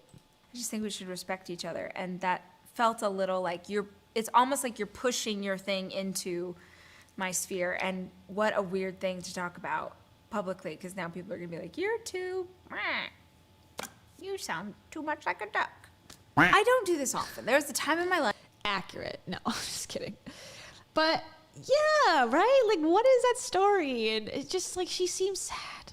And I feel like she's like, you're pushing your thing onto me, as almost like she's mad that about something else, that someone she's close to did that to her, or someone accused her of that or something, and that's why she's kind of having this projection. I don't know. Maybe I'm getting too psychoanalysis-y. I'm not a psychoanalyst. I'm just a I'm just a big guy named Dave. All right. Anything exciting more here? Oh, yeah. Okay, let's skip this. She's talking about smoking pork butt. Oh, yeah. Okay. This is another thing she's offended by. Like having a salad. Wait, hold on. I'm sorry. Wait. Man, Skip. Like it would really bother her. Talking about me, Ma. Okay, sorry. This pretty often. This doesn't happen much anymore, but there's a time in my life where you sound too much like a duck. I don't do this often. There's a time in my life where I did this pretty often. This doesn't happen much anymore, but it did happen yesterday. I'm not gonna lie. Eating in my car. All of us, I think, in life experience moments where you are busy, you haven't eaten, you're hungry, you're out on the go, you're doing your thing, whatever you need to eat, you're eating in the car. Typically, like I've run into a place and just grab something really quickly, but I don't want to drive and eat it at the same time. So I'll like go park in the parking lot to eat my food. Eat. This is the symbol for eating. I do this constantly all the time. I will eat and drive sometimes. Usually at stoplights, but mostly French fries. But I do tend to eat. Like I'll eat like go. Okay, put the food down. So I don't know. I like it, especially French. I won't eat a French fry once it comes through the door. Nope. That's a rule of thumb. It's not, but I eat 90% of the French fries in the car every time. Promise you that if I go park in a parking lot to scarf down food like an animal, like a monster, like I'm just shoveling it in, because at this point it's like 2:30, I'm starving, I haven't eaten lunch, shoveling it in as fast as I can. Within seconds, empty parking lot, you can park anywhere. This car right next to me, we're having lunch together. I was grocery shopping one day. I was at Whole Foods. I was so hungry, so I like went through their salad bar and I was so pumped because I was like having a salad. Just a sea of empty. Nope, right next to me. I can't look over there. I don't know what she's doing. She came to the empty lot and parked right next to me, which I only am annoyed by because I'm eating and I'm not eating pretty. What is that? Why do people go next to, it's like, in a bathroom that has like a ton of toilets and there's like, you take one, all the rest are empty. And the next person comes in and like, what? I was trying to poop over here. I'm already upset because I have to do it in public. I don't need you coming in right next to me. We're not, what? It's got to be a psychological thing. She just hates everybody in this episode. Everyone's horrible. Everyone's ruining her day. That's why I think she's had a rough day, a rough week. Boo's not texting her or something because she's... Yeah, and I saw someone's comment. That was what I was going to say. Like, why did you film it? She had to set up her camera to put... And this is the thing I try to remind myself and others, too, about when I see a moment captured. It's like, oh, what a sweet moment. It's like, yeah, but you got to think of the actual reality of this. The person's doing this. Okay, show me how to drive, and it's like, it ruins the moment. If anyone was to do that to me during like a special moment in our life, I'd be like, can you get that freaking thing off my face? Like, I don't want to be on camera. Like, let's have a moment as non-documentation style moment.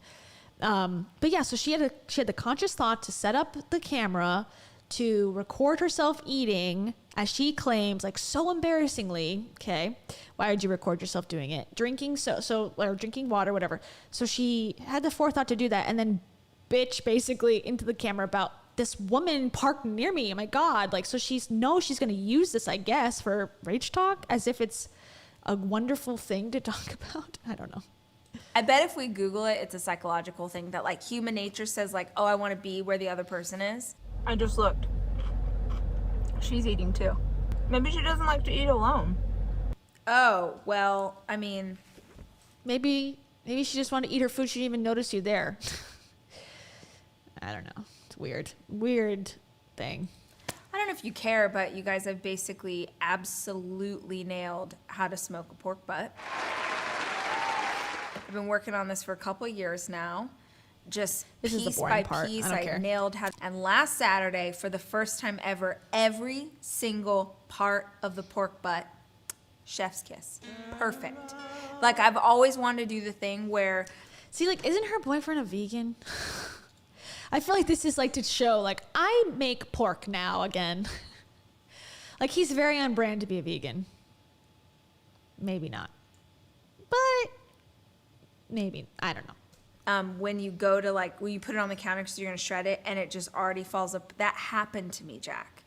It was a religious experience. It was almost sexual. It was like, if I was on an airplane, this is the thing I wouldn't want someone to see. I was so excited about it, and it was so good, and such a move, guys. Such a move. And nobody cares, and people have stopped watching, but for those 3 of you who are still invested in this conversation, I want to tell you the answer. I want to tell you the key.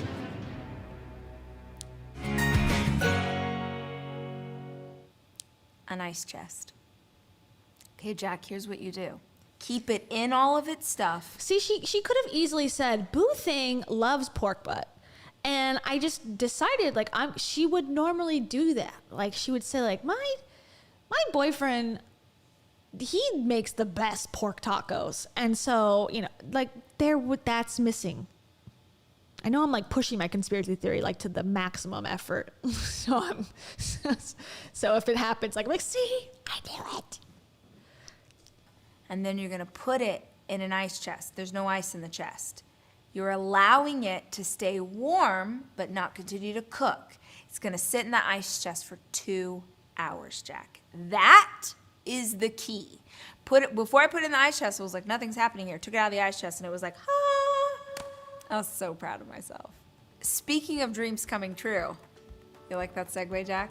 We like to highlight stories from our Dreamcatcher community. Those are members of our Start Today journal videos, and we do until and boring, which is how I'm actually introduced about what's been around for a while. And I always anywhere on any walk you through the link in. She's talking about how to use her journal. Okay, you write in it. That's how you use it. Wonderful. Send your in the editing process. That's what news. I get my celebrity news in like just weird, like bits and pieces. Mostly if I open up Instagram on the explore page, they'll just be like, you care about this. And I'm like, I kind of do, but I don't know who these people are. And I know this is old, but I still, every time I hear about it, I like have to stop and try and understand. Is that one of the Kardashian girls is with Travis Barker. That blows my mind. I love this for her. I love that she's like, let's go with a bad boy. Where's Blink 182? Like, let's do it. How are all those tats? Is that fun? Is that fun to make out with? Do you know about Kardashians? Oh, yeah. She just said, oh yeah. Yes, okay. You've like seen all the episodes, you know all the things. You feel good about them together? Yeah, I think great. They're falling in love.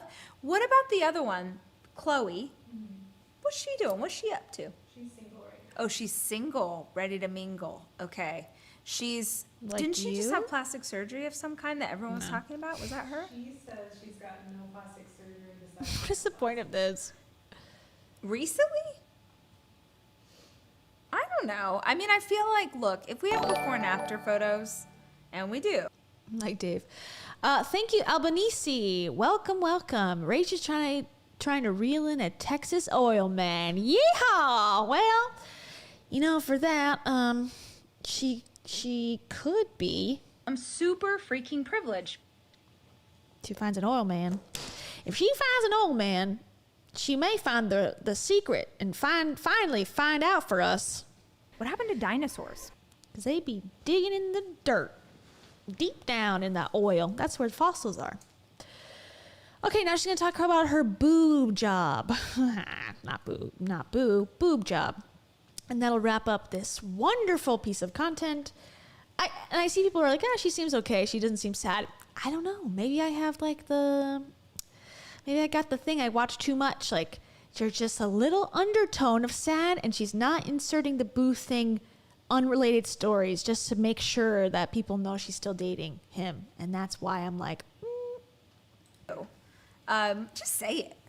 I've told you guys, boobies. Sorry, Jack. But not in a way that's like, sometimes I look in the mirror and I'm like, we could have done a little more. I just had them, after the kids, they were like, meh, meh, meh, meh, and then I just had them picked up like, it's not like a lazy boy footrest that gets you all the way to the top. It's like your grandma's lazy boy that it didn't go up past this point. That's what the girls did. But I feel great about it. But sometimes I do think would be nice if they held themselves up. It basically just looks like I have regular boobs, which is pretty crazy to pay that much money and still just have sagging nipples. But you know what? I'm happy that I did it. But you better believe that if I was getting something else, I'd just tell you guys. I did. There was a hot minute. Okay. Not trigger warning. That's too strong a word. You know how we just talked about how, like, oh my gosh, like, on a plane, you're going to watch graphic scenes of a scripted show on a plane? How dare you? Okay, now keep that in mind while she says this last story. Where I was like slightly obsessed with looking up things about, I have so much saggy loose skin, so much. Like if I were to do a push-up, right? Like if I was wearing just like a sports bra and like pants or whatever, and I was to do a push-up, what is hanging down from my stomach? I'm just gonna say, it looks like a ball sack, okay? You know how like testicles are saggy, I guess? Well, not saggy, but like not, they're hanging, I guess is what I'm trying to say. And so this thing, it's just, and there was a moment where I was like, well, is it a big deal? Could I just go in and they just like take a pair of scissors and like, it is a big deal. It's a really big deal. And then I was like, stop, like your body's beautiful and, all the things. But I'm not going to lie. I wondered what was involved. I didn't know. And, now I know. So whatever. No judgment. You do whatever you want to do. Do whatever you want to do. People are like, oh, I can't believe that you would admit to having your boob job when you tell people to like freaking love yourself. Also, this is your body. You get one life. You get one chance to go around this earth. Whatever you're doing, you only have a limited amount of time. And if you feel like, I don't know, having your nose done or whatever would make you feel great and confident and all of those things, and you can afford it, go. I mean, think about that mom in Clueless. Wasn't my mom a Betty? She died when I was just a baby. A fluke accident during a routine liposuction. That is a concern. Guys, it has been so much fun hanging out with you. If you are still here, God bless you. Thank you. So that's Rach Talk, everybody. Yeah, my theory might be full of holes, but after watching hours and hours and hours and hours and hours and hours and hours and hours of content, I start to find the patterns. When the pattern's not there, my brain's like, something's missing. Where's Boothing? Where is Boothing? He's not been mentioned in this whole thing. Usually it's before 4 minutes. That's like the rare. If it's like mentioned, if she mentions it after 4 minutes, it's like, whoa, they must have had a fight. Not mentioned once, red flag. And I don't wish that they break up. That's not my intention to be like, oh, ha, ha, ha, they broke up. But the way that she jumped into the relationship and the way that she talks like, oh, I found this love of my life and it's perfect and we're in love. And it's just like, I wonder if that's true. And so when it seems like maybe they're on the rocks, I go, oh, that seems like more realistic than just true love on Raya immediately after a long marriage and all that. So, so Rachel said ball sack, everybody. That was shocking, but interesting. I mean, what she said about the plastic surgery stuff, I mean, I knew she had a boob job from a while ago. She's had that for a while. So she's been open about it. I think same thing. I agree. I wish that the standard wasn't so high for people to feel like, oh, I'm attractive because this and this and this and this is in order. I wish that wasn't the case, but it's reality. It's the same thing. It's like, I wish we didn't have to work every day to make money. I wish that wasn't a thing. But here we are. You got to do what you got to do. So given those circumstances, yeah, I think anyone should do whatever they want with their body. Who cares what anyone else says or judges or whatever?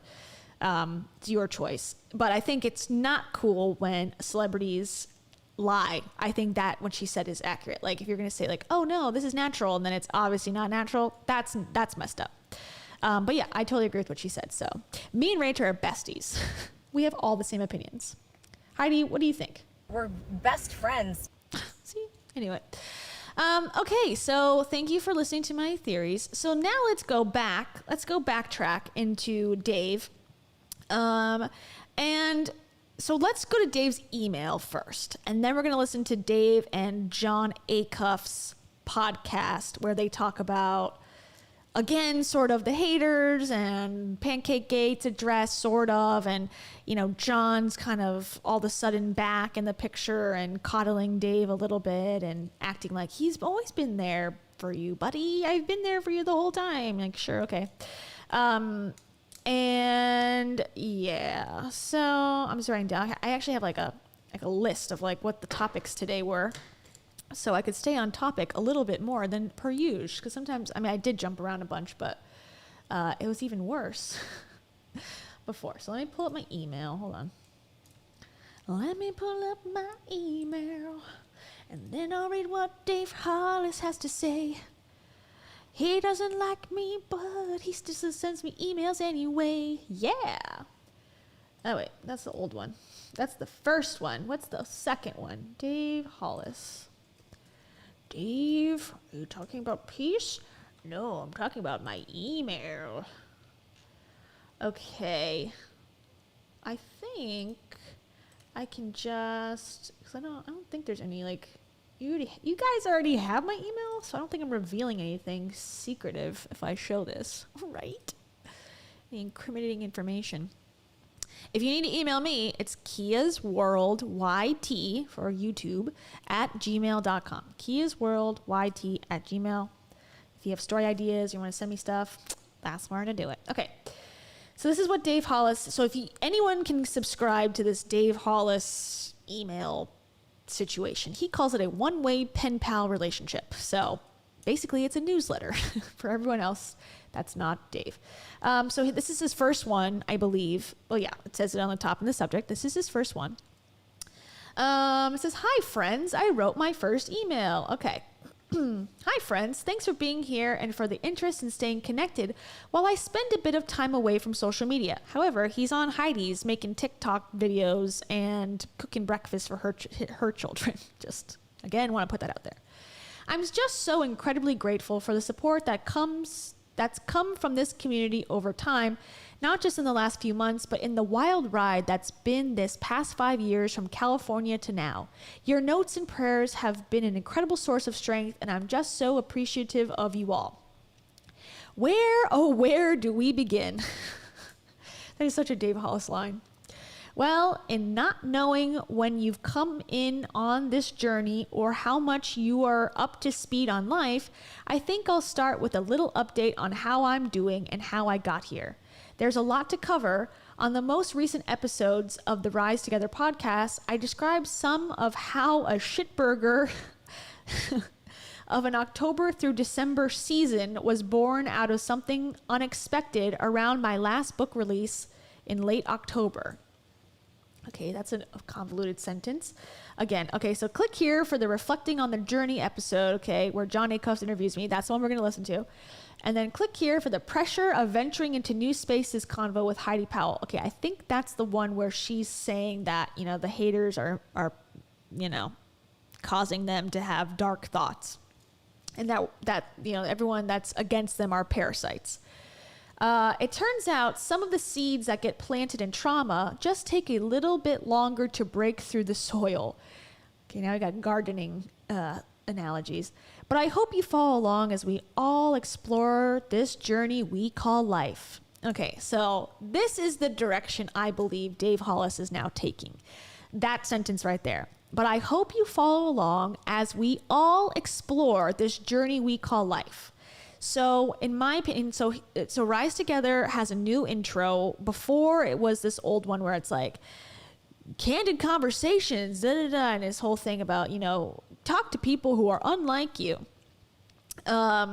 Now it's like, we're all humans living in this world, just trying to figure it out. Just it's super crazy. We're just trying to live here, baby. You know, that's kind of the more vibe. Like he's now not the teacher. He's going to learn with you, similar to how he was supposed to be selling himself in the Get Fit with Heidi and Dave challenge, because Heidi's the expert, right, in the fitness world. He was supposed to be the student that's funny and helping the other participants like feel better about themselves, because he's just learning too. So now I think that's his new shtick, his new PR move. He doesn't know anything. He's going to be searching for the answers to find out how to live better and more normal, as opposed to being the sage advice giver, because as we just saw, that did not go well for him. So that's, I think, how he's going to try to spin this thing. He's now going to be doing patio of peace, but instead of being like an equal with the people he brings on, he's going to be like taking notes like Lewis Howes does. Like, you said, drinking salt water can cure my acne. Oh, it's very interesting. Like, that's, I think, the new grift. All right, back to his email. Okay. Also, I'm still trying to figure out how to actually do this email thing. TBH, this is the first I've ever done one. This is the first I've ever done one without the help of a marketing person. You never wrote an email before, Dave? I'm not surprised, but come on. All right, let's see. I wrote what's probably the most honest and vulnerable account of these last few years, and when it turned into a 6-page email that I was ready to send today, I realized it was way too long for this format. So I'm gonna actually drop it into a blog that doesn't exist yet, but if all goes to plan, it will be next week. Okay. My first question, how do you actually write a blog? My second question, what corny name can I call it about sailing or running or ... He's going to take my running idea. If you remember, if you watched my Built Through Courage review, I said he missed a big opportunity in that book for doing all the symbolism about running. And now he's going to take it from me. But that's okay, because I have the timestamp. I have the timestamp, so I know that I was the one who put that in his head. Maybe. I don't know. I don't know if he's ever seen a video of mine. I have no idea. It's all speculation. All right, back to Dave.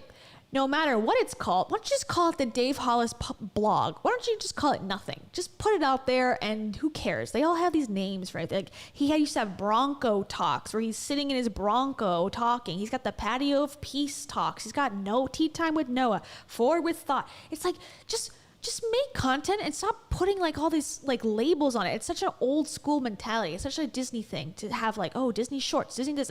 It's like, you're a person on the internet. Just post it. You know, that's my 2 cents. People try to like put these little labels like this is this and this is that. It's like, people don't need that as much anymore. That's very old, outdated thinking, I think, personally. Okay. That's my own thoughts. No matter what it's called, I'm going to have a page on the site where I'll do some longer form writing from time to time real soon. There'll be a link in the next email to head on over, along with some other fun stuff as well. Between now and then, I hope you're having a great weekend. Of the things that are next for me in the short term, I'm working with some amazing organizations who are serving others well, and I want to tell you about one in the hopes you'll support them with me. National Angels. As any of you who've been here in the beginning know, foster care is very near and dear to my heart. I've been witness to the tragedy and trauma that exists in the system from personal experience in 2016. I've seen firsthand the heartbreak that comes in kids moving from house to house, the scared faces as they enter a new, strange place, the way love works so powerfully to help soothe their pain. In Scout and Birdie, who blessed our house as we prepared for what we believed would be a foster to adoption journey, and Atticus and Elliot, the newborn twins who came in and unexpectedly out of our lives because of cracks in that system. Okay, this is kind of a controversial part of this whole story.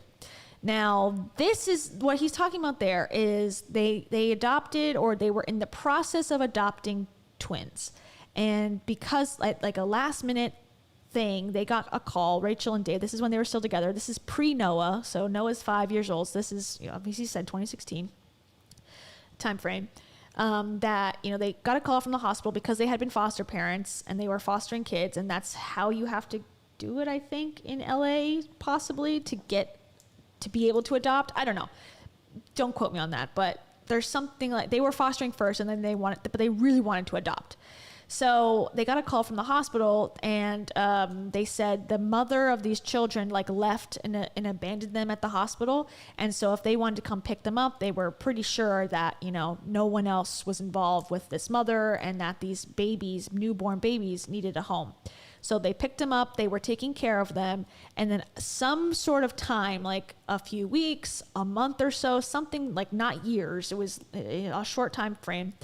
Allegedly, the father of the children found out about the children for the first time, or had become aware, or just changed their mind. They wanted to be involved in the children's life, and they wanted to be the parent, which I think personally is a good thing. I don't know any of the details about him or about anything else, but I don't think automatically, a blood relative is automatically a bad thing. And that's sort of how I remember back in the day when they were writing blogs about it, they kind of, both Dave and Rachel were making it seem like, that the system has failed us because these were our children, and now the real father or the biological father's coming to get them. That's a problem, like, for us. Not like, we're glad that they were reunited. That was not their message from what I remember. So sort of controversial. And he clicked, let's see, there's like a link. So let's see what this links to. Okay, so he's talking about it here. Thank you, JB. All right. It didn't come through yet. Okay, it's going to come through. We can't take any more longer form from Dave. Yeah. That's the longest form. Email form is about as long as we need. Please, God, no more chapter books. I mean, he says he's a long form writer, but, he also had a lot of pictures in that book. So thank you, JB. And once again, I can't let this go without saying. We have a lot of really great friends from Canada. Okay, so this is his post about these twins. Let's see. So he was asking for donations back then. I guess this is like him just talking about, he's not talking about the issues that they had. And that's these two are the other ones he was talking about. Scout and Birdie, I believe. They only showed them from behind, and they didn't show like their faces, but they showed pictures like this. So, and again, like, I guess now, well, they didn't really show their face. They're kind of blocked. But then they shared all of this on their blog, on the Chic Site blog. So they were they were monetizing it, but they were definitely not keeping this separate from the content creation process. They were very much documenting a lot of this journey. So, I have my thoughts about that too, but let's stay on task a little. That is a whole other episode about their foster adoption journey thing. There's a lot there, but he's just now jumping back into this, so that kind of brings it up that we can talk about it in the future, because now he's trying to raise money for these organizations and stuff. So it's interesting. Excuse me. Sorry. Okay. All right. My support for organizations that do what they can to pour love into foster care will continue for the rest of my life in honor of these now 8, 7, and 6-year-old girls and their journey. I've been a longtime supporter of National Angels, and am so happy to be working with them in real time to help serve even more families and kids in care as a part of their team. National Angels is working to ensure that every single child, youth who experiences foster care has the opportunity to reach their fullest potential, and every family who fosters is radically supported in their journey. You can join me in helping to change the statistics this May for National Foster Care Month by clicking here. This month, I'm matching $25,000 of your donations, so please consider supporting if you can, and together we can make twice the difference. This work is changing lives, and every little bit helps. Thanks. See you next time. Shout out to the Get Fit crew. Way to crush week 1. Enjoy your rest day. Monday's coming. Love y'all. XO Dave. Okay, so a lot there. Here is the link that he wanted us to click. So he gets to have his picture there. I'm sure this is feeding his ego as much as he says that it doesn't. And I don't know who these people really are, but I randomly looked up this guy. You can't see my mouse. The guy 2 over with the blue shirt. This one, right? Wait, see. Right there, next to the girl with the blonde hair. He's like an MLM, network marketer personality. He'll train you how to be a good MLM person. So, and then this is Miss America 2020. And there's, I'm not saying these people are bad at all. Like, it's funny that was the one I picked, and it turned out to be an MLM person. So anyways, I think that's great. I think, Dave getting involved, I think is probably like the best thing he should be doing right now, is laying low and kind of doing this type of thing. But then again, you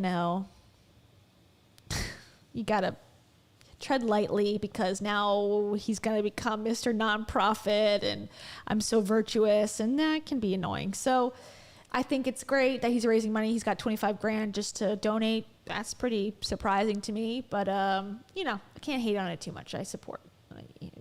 I'm sure the organizations need money. Okay.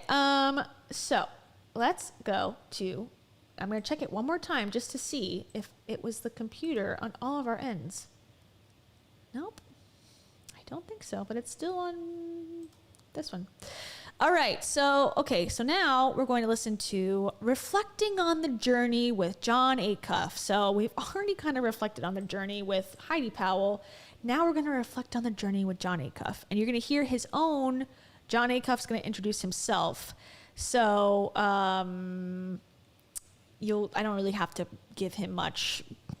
I don't know. The only thing I'll say about John Acuff is that he's an author too.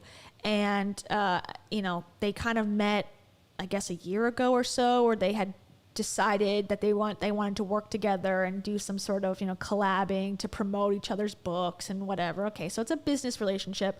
But when Dave was doing his book tour, a cross-country book tour, I remember John saying like, well, this is your first book, so don't worry too much about it. And Dave had already been a New York Times bestselling author with his first book, Get Out of Your Own Way. So it's like, how close were they really? They try to ham it up like, we're besties. We text each other all the time. We like our families have dinner together. And it's like, he didn't even know a very obvious thing about you. So I don't know. And then even I watched a video of them when they did their first episode of John and Dave show. And it was like, oh, you're a runner? Like, he didn't even know that, which is pretty evident on Dave's Instagram. So I don't know. Again, it's just like transactional relationships. Friends for business. Friends with business. Friends with business fits. Okay, friends with benefits, but the benefits are not sexual. All right. Here we go. It's a little long, so sorry. Hey, this is John Acuff, the very, very temporary host of the Dave Hollis Show. It's not even what it's called. It's not even called that, but I always think of it as the Dave Hollis Show. Whenever somebody has words in front of their podcast name, I think, I'm just going to call it your name because I like your name. And I like Dave's name. And Dave and I have been friends for a while. It's been super fun to connect with him online a billion times. He's come to my house. We just had dinner with my wife and our good friend Annie Downs recently in Nashville, where everybody moves to. You move to Austin or Nashville. Dave chose Austin. Everyone's going to Nashville now all of a sudden. Everyone's visiting Nashville. Dave, Rachel, that's it. Heidi's still in Arizona. She can't go anywhere because she doesn't have any identification, so she can't cross state lines, so she's stuck in Arizona. But the rest of the Hollis crew are venturing into Tennessee now. You can decide how I feel about that decision. But he said, it'd be really fun as I work to get back onto the social media space, as I get back out into the world, as I get back into podcasting, as I get back into creating ideas that I share publicly. It'd be super fun to have a conversation with you about that, John, with you about the process of the last 5 years, all the ups, the downs, everything. If you've listened to this podcast, ever, just a single episode, he's super vulnerable, super honest, super funny. And so he said, hey, would you come have like a 45-minute, super honest, super funny, super vulnerable conversation with me? And I said, I 100% will. That sounds like a lot of fun, as long as I can do my own intro. And so he was like, it's going to be a little weird that you do your own intro. Yeah, John Acuff is a self-help dude as well. Not as much. He's more author, self-help author, but definitely in the self-help genre. He's got a whole book about like your thoughts, and he apparently is a Joe Dispenza fan, as well as Dave is a Joe Dispenza fan now. I don't know. or I guess a year ago. I was watching old clips of them to remind myself of their show.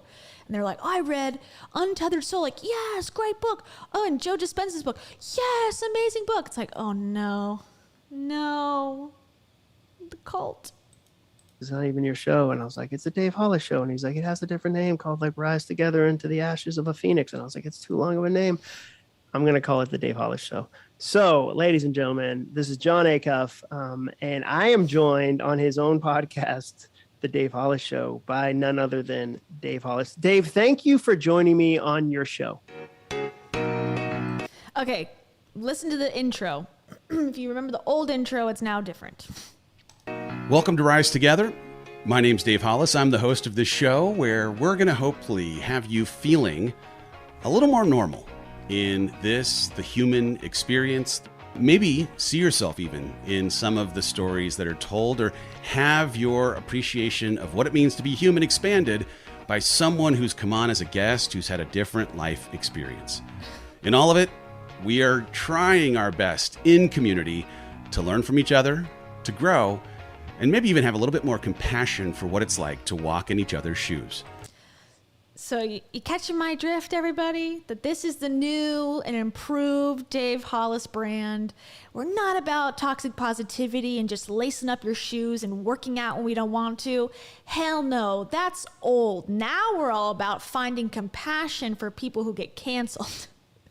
That's what we need to do as a society, start caring about the people who are canceled for their own mistakes. We need to rally around them. I'm telling you, this is my other theory. Dave and Rachel get back together in like a year and they write a book about it and they start their show again, and that they say that they found God together and that solves all of their problems. That's my ultimate theory. Okay, back to Dave. When we do, we all rise together.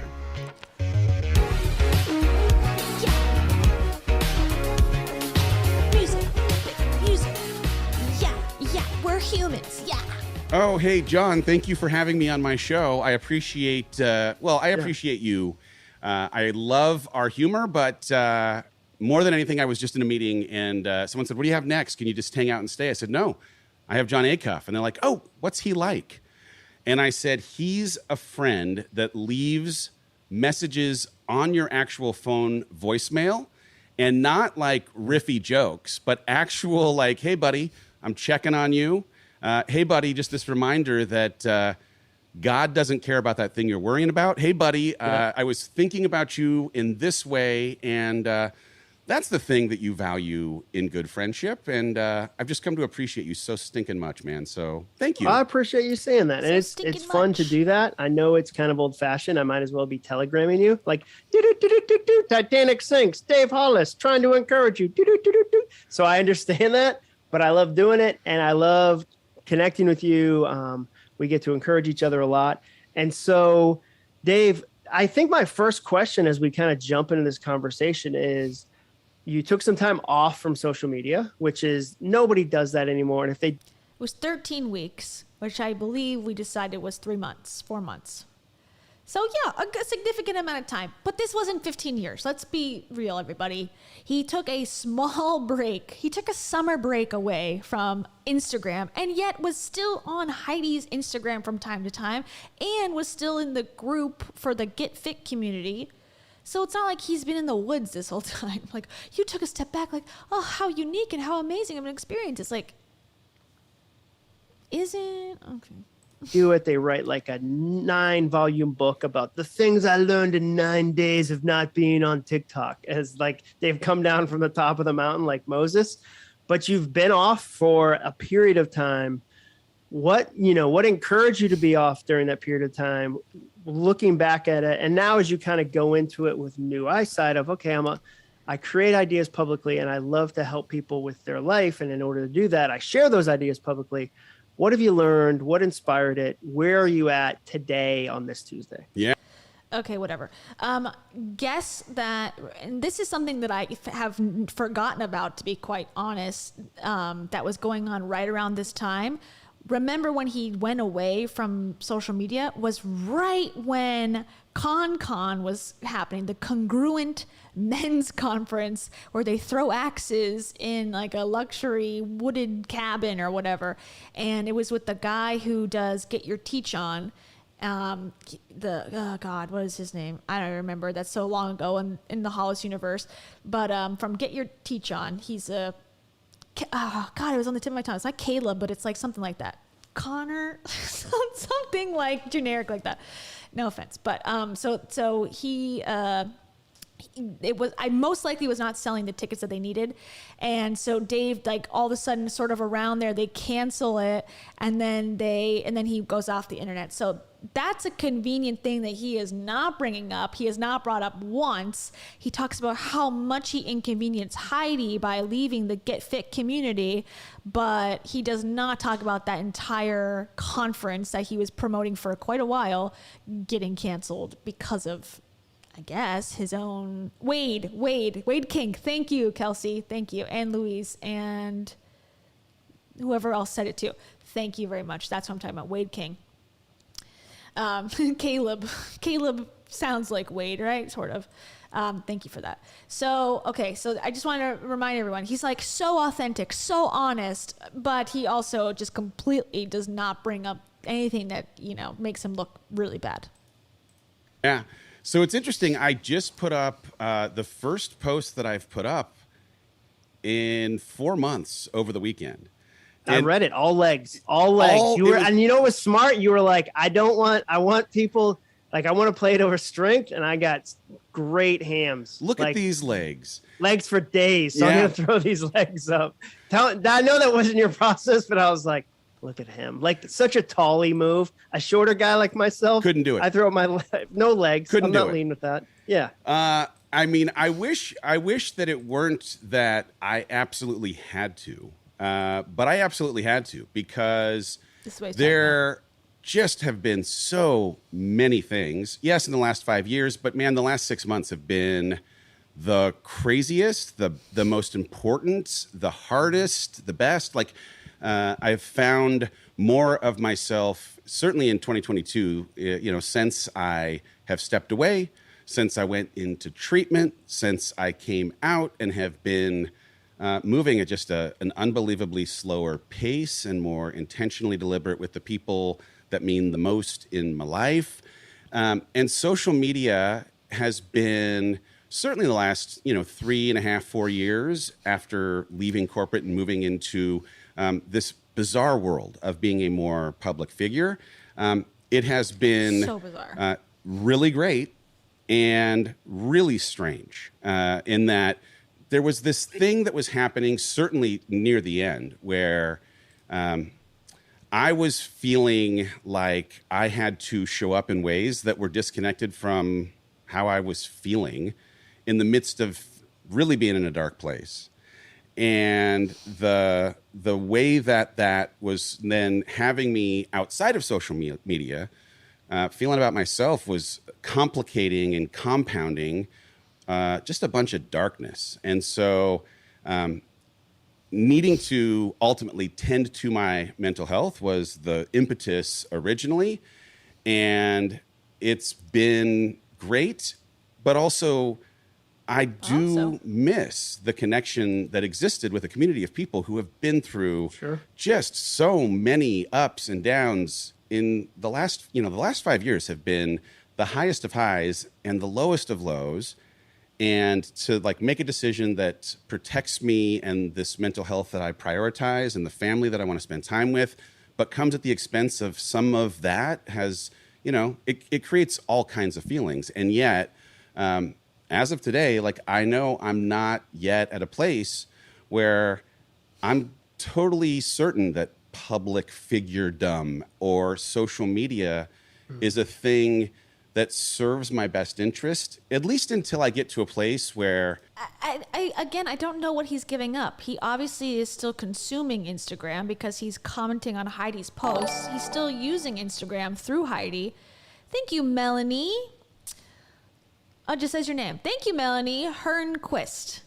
Is that correct? I appreciate that very much. And here's a message from Heidi, from me to you through Heidi. He's always in the bathroom. That's in reference to Dave being in the bathroom a lot. And also, remember... It's okay to cry. It is okay to cry. Thank you. Okay, we'll just play it again. I forget what I was going to say. I feel so comfortable just like being 100% honest all the time with wherever I'm at in real time. Oh, I was going to say, what has he really given up? He's still using Instagram because he commented on Heidi's post about his amazing transformation of 20 years ago. He is doing dances, and he's getting to go on podcasts. Now he has an email newsletter, which he's now going to make it into a blog. You can still email him. So he's not posting on Instagram anymore. Well, he did post on Instagram to say that he's not coming back immediately, but all he doesn't want to see is negative comments. But he's still using it in every other way, and it's still toxic in other ways other than just people that disagree with you saying, like, we don't like this content, we don't like you, or whatever. For the record, I don't condone saying that to him. I don't, obviously this is me being pretty critical of him, but, it's his choice to seek this out. So, writing to him or whatever, I don't think that's necessarily, you shouldn't do that, I suppose. You shouldn't do that to him or anyone. Just talk about it on your own platform, and if they seek it out, then that's their own problem. But yeah, he's on social media still. So he's making this, I've given it up. It's such an amazing, unique thing. It's what have you really done? And have developed something of a resilience to the way that the criticism that comes out of certain pockets of the internet were infiltrating the way I was thinking about myself. I wish I could say that I was strong enough to completely disregard the way that certain people were saying certain things. I wasn't, and I'm not. Now, why is John's immediate reaction to go, no, those people are wrong? What if we were right? Actually, I do think we, meaning the YouTubers, that I know of, Mac, myself, Camellia, and Savvy, and Heather the lawyer. Who else am I forgetting? Anybody? But those, that's the core group that talk about the Hollises the most, I would imagine. We kind of, and the Reddit thread, but the people who actually make content and put it out there and try to organize it all, I think we've been right. Hey, you just came out of an 18-year marriage or 16-year marriage or 18-year relationship, whatever.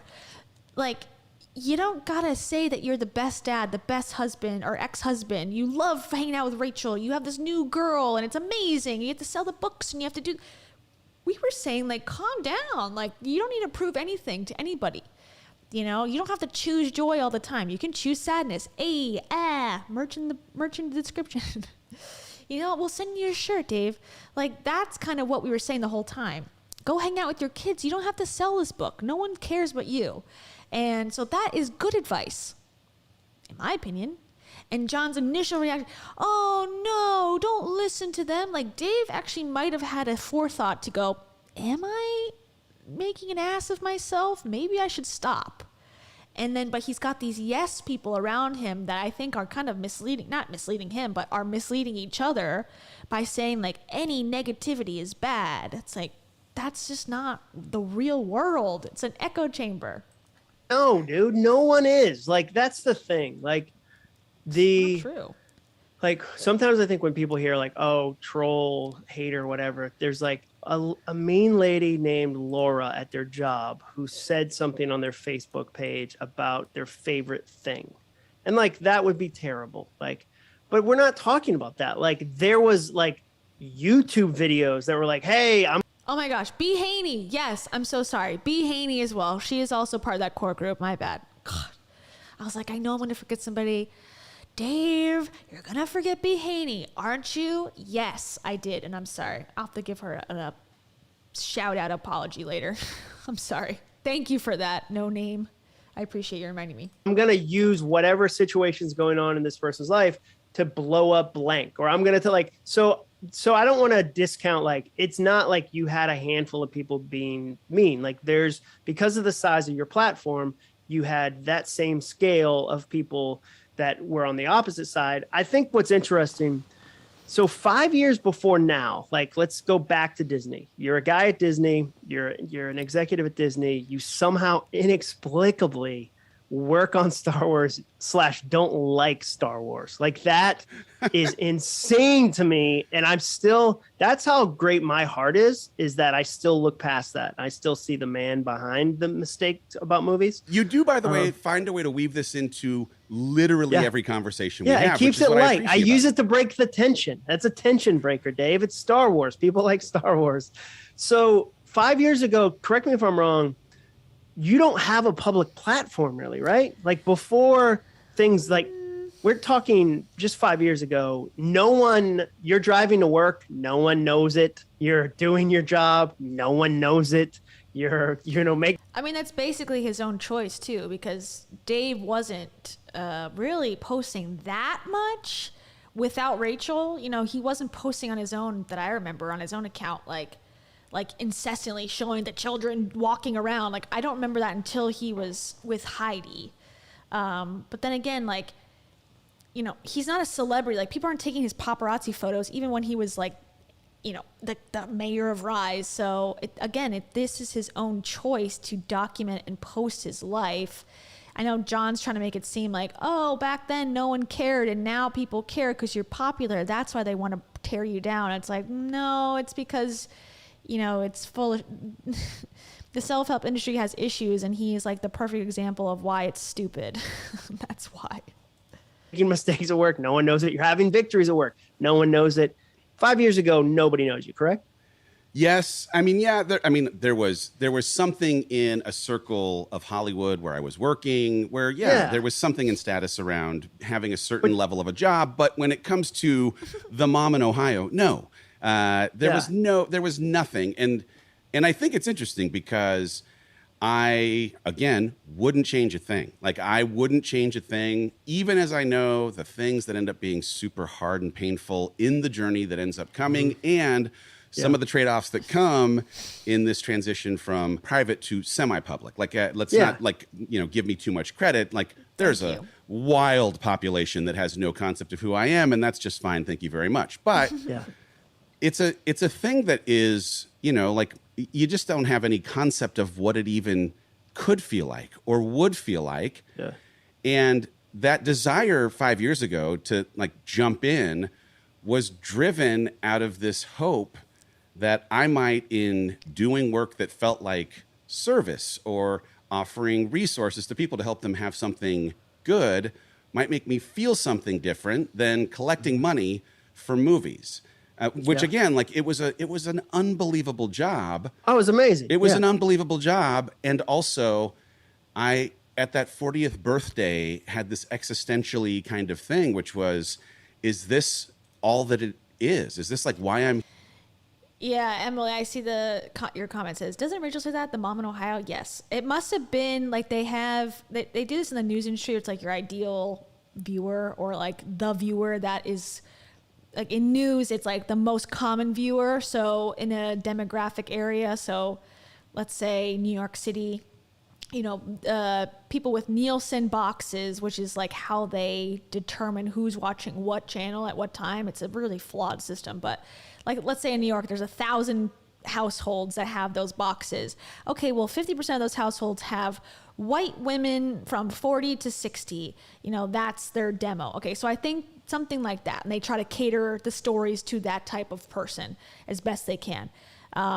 So I think the soccer mom in Ohio was the ideal customer for the Hollis brand, the Start Today brand. And so they probably both say it because it was most likely internally some sort of thing that they were always trying to show, okay, does this content relate to the soccer mom in Ohio?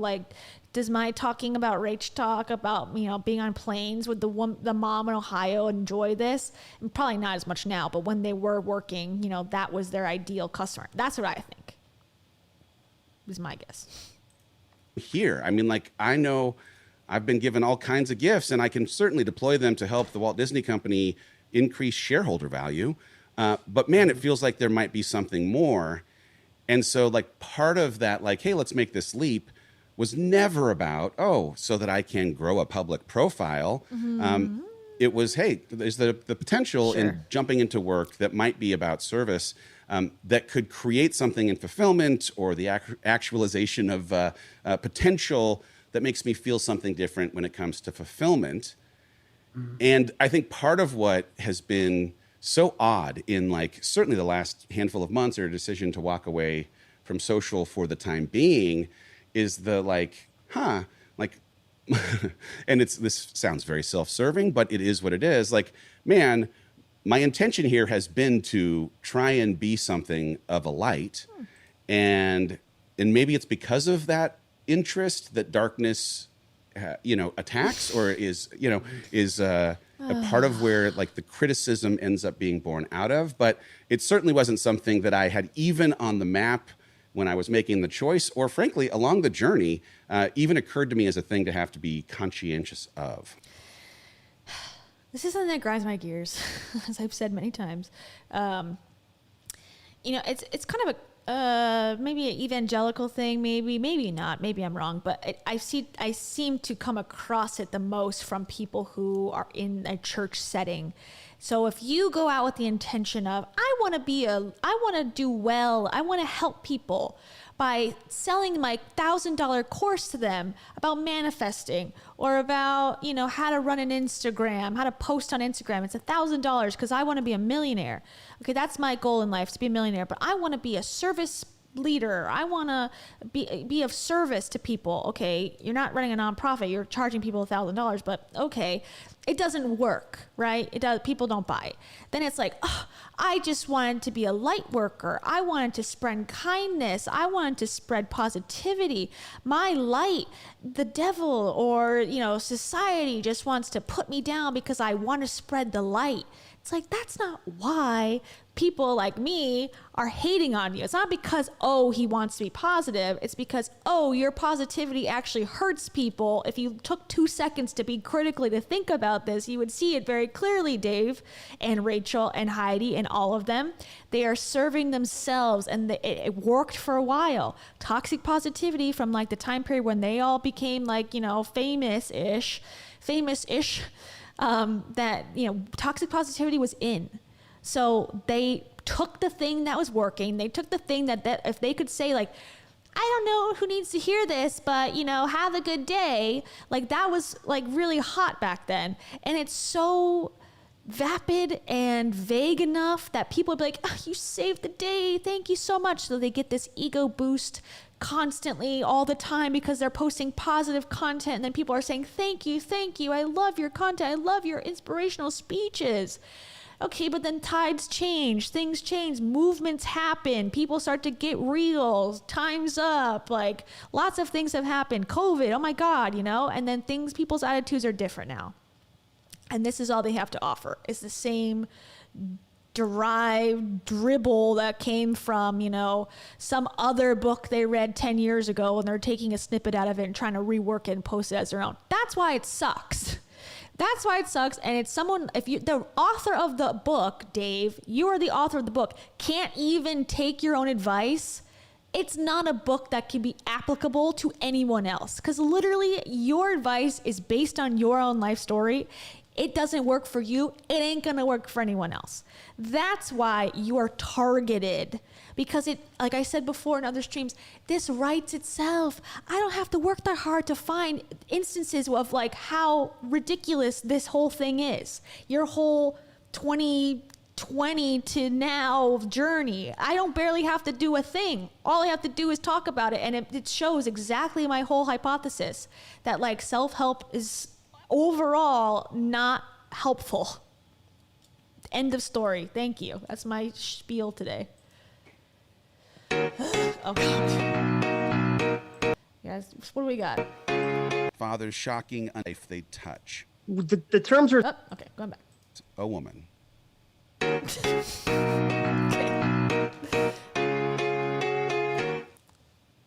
Like, how does somebody survive fast fame?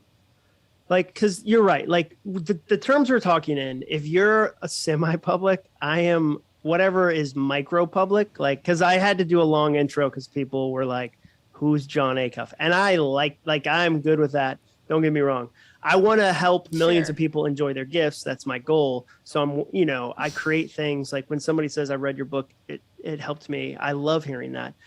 But so we're not talking like you're not Brad Pitt. You're not, like walking down the street and people are going crazy. But there's a huge leap from nobody knows you to a percent of people do, even if it's 200,000, 250,000. Like the town I grew up in had 15,000 people. So if you said you have 100,000, 150,000 followers on Instagram, I'd be like, that's 10 times Hudson, Massachusetts. Yeah. That's a lot of, so can someone survive? What are you didn't get trained in that. You didn't get, there's no, they sit you down and go, hey, real quick, you're going to immediately wrap your identity into the things you create. Cause that's day 7. And then to day 14, criticism is going to feel like it's from your mom, even though it's from a guy named Angry Dragonheart Allen 487. That's how you're going to receive it. So how does somebody survive a fast change in their life? Because not everybody can relate. Well, if you ask Dave, he's done the meditation. He's prioritized his family and his health. And, he had strong relationships with community members and all of the things that he will teach, low-level people about in his book, Built Through Courage. It's only $18 stinking. It'll change your life. You'll get a job. I mean... I don't know. I guess he's trying to make it seem like, oh, well, no one knows how to handle being famous. It's yeah, but it's also, you're giving advice to people about how to handle their situations and you're not even handling your own situation. And I hate John trying to really spoon feed him all of these, prompts, setting it up they don't tell you that on day 2 that there's going to be criticism, but yeah, you could assume. You can assume that anyone that speaks out publicly is going to receive some sort of backlash, especially when you're telling people how to live their life.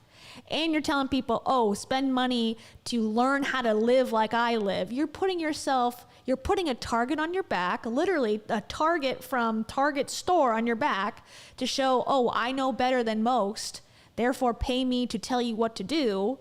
So it's ridiculous. What are we even talking about? Obviously this was going to happen and he can't handle it. Ugh. Fast fame, but we go through changes with pandemic. We go through relationship changes. We go looking back on it. What are some things where you go, oh man, yeah, I think here's where transition, I think you need this when you go through a transition. Yeah. Well, I mean, I will say there's no way that anyone can go through rocket ship speed transition without it having something in collateral damage, because oh God. Okay, this is his new analogy. So he's going to probably call the blog skyrocketing to fame and back to earth again. Because he's brought up rocket ships several times now. He did it in his Instagram post where his legs are. He's I'm fishing. He's 70,000 feet away from the pond. His post back to Instagram. So something about rocket ships, that seems to be something he's testing out here for us all. The thing that happened in jumping into this entrepreneurial journey and creating something with Rachel at the Hollis Company, to have the next year and a half happen the way that it did was not there was no business plan that said, okay, and then, the sequence of events. There's no Gandalf that comes alongside and is hey, I've done this. Here's how to. No.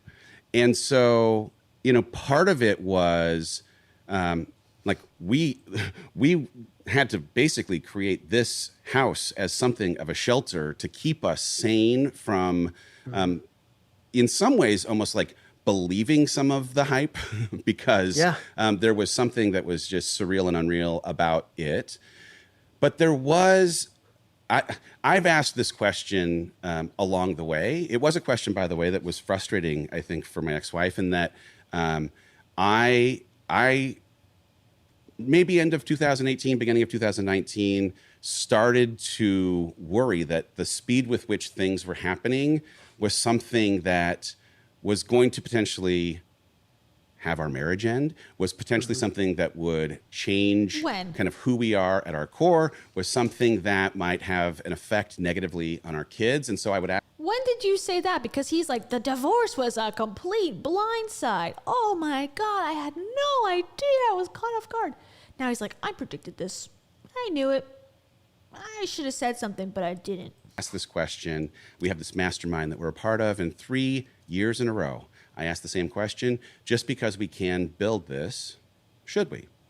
Right? Like, just because you can build a nuclear weapon, should you? Just because we can, should we? And like, when you're riding a wave, like, that's a question, especially if you're the visionary who's finally actualizing this thing that they've been dreaming of forever and ever. That's not the question that anyone necessarily wants to entertain, but I would ask it more out of like wanting to at least understand what trade-offs might end up happening if we actually had something work on the scale that things started to work. And, you know, like, it was small things at first, you know, like going to a grocery store and having someone come up to Rachel with some heavy trauma that they wanted to share, as, you know, she's trying to buy cereal and one of our kids is, you know, standing there with her. But, you know, there was a time where attending church was a thing that was, you know, a selfie opportunity at times for a fan that made that experience feel different. And so, like, it was just like little incremental things that, as they were changing, were affecting some of the kind of simple pleasures of life. But the idea... Well, that's also because you guys say, you, meaning Dave and Rachel, love you, I love you, I'm rooting for you, I care about you, just think of me as your best friend. Oh, you're my community, you're my family. Oh, you're my closest friend. I'm gonna tell you the truth, the honest truth about me. I'm gonna help you. Just give me some money and I'll teach you and I'll hold you so close. Like, Heidi does the same thing. Like, I love you guys. Oh my God. We just love on each other and hug on each other all day. It's amazing. Okay, then someone comes up to you at a grocery store and goes, here's my trauma. Like, I've been listening to your podcast every day on repeat for, 17 years. I need to talk to you. And she's like, what the hell? This is weird. But that's because you're setting up this parasocial relationship that's unhealthy. Like, you can't tell someone you love them and then not want to listen to them or take a selfie with them at church. You can't have it both ways. They want it both ways, but you can't have it both ways. That's the consequence of creating these scenarios that are not healthy for people. I have no sympathy at all. Like, I could, if they didn't do that and they were just, actors or musicians or something, I'd be like, okay, they're invading their privacy. But these people sell on that. Oh, we're just like your friends that are going to tell you how to do things right. It's like, then you better be ready for people to come up to you at the grocery store. That's the trade-off. You can't have it both ways.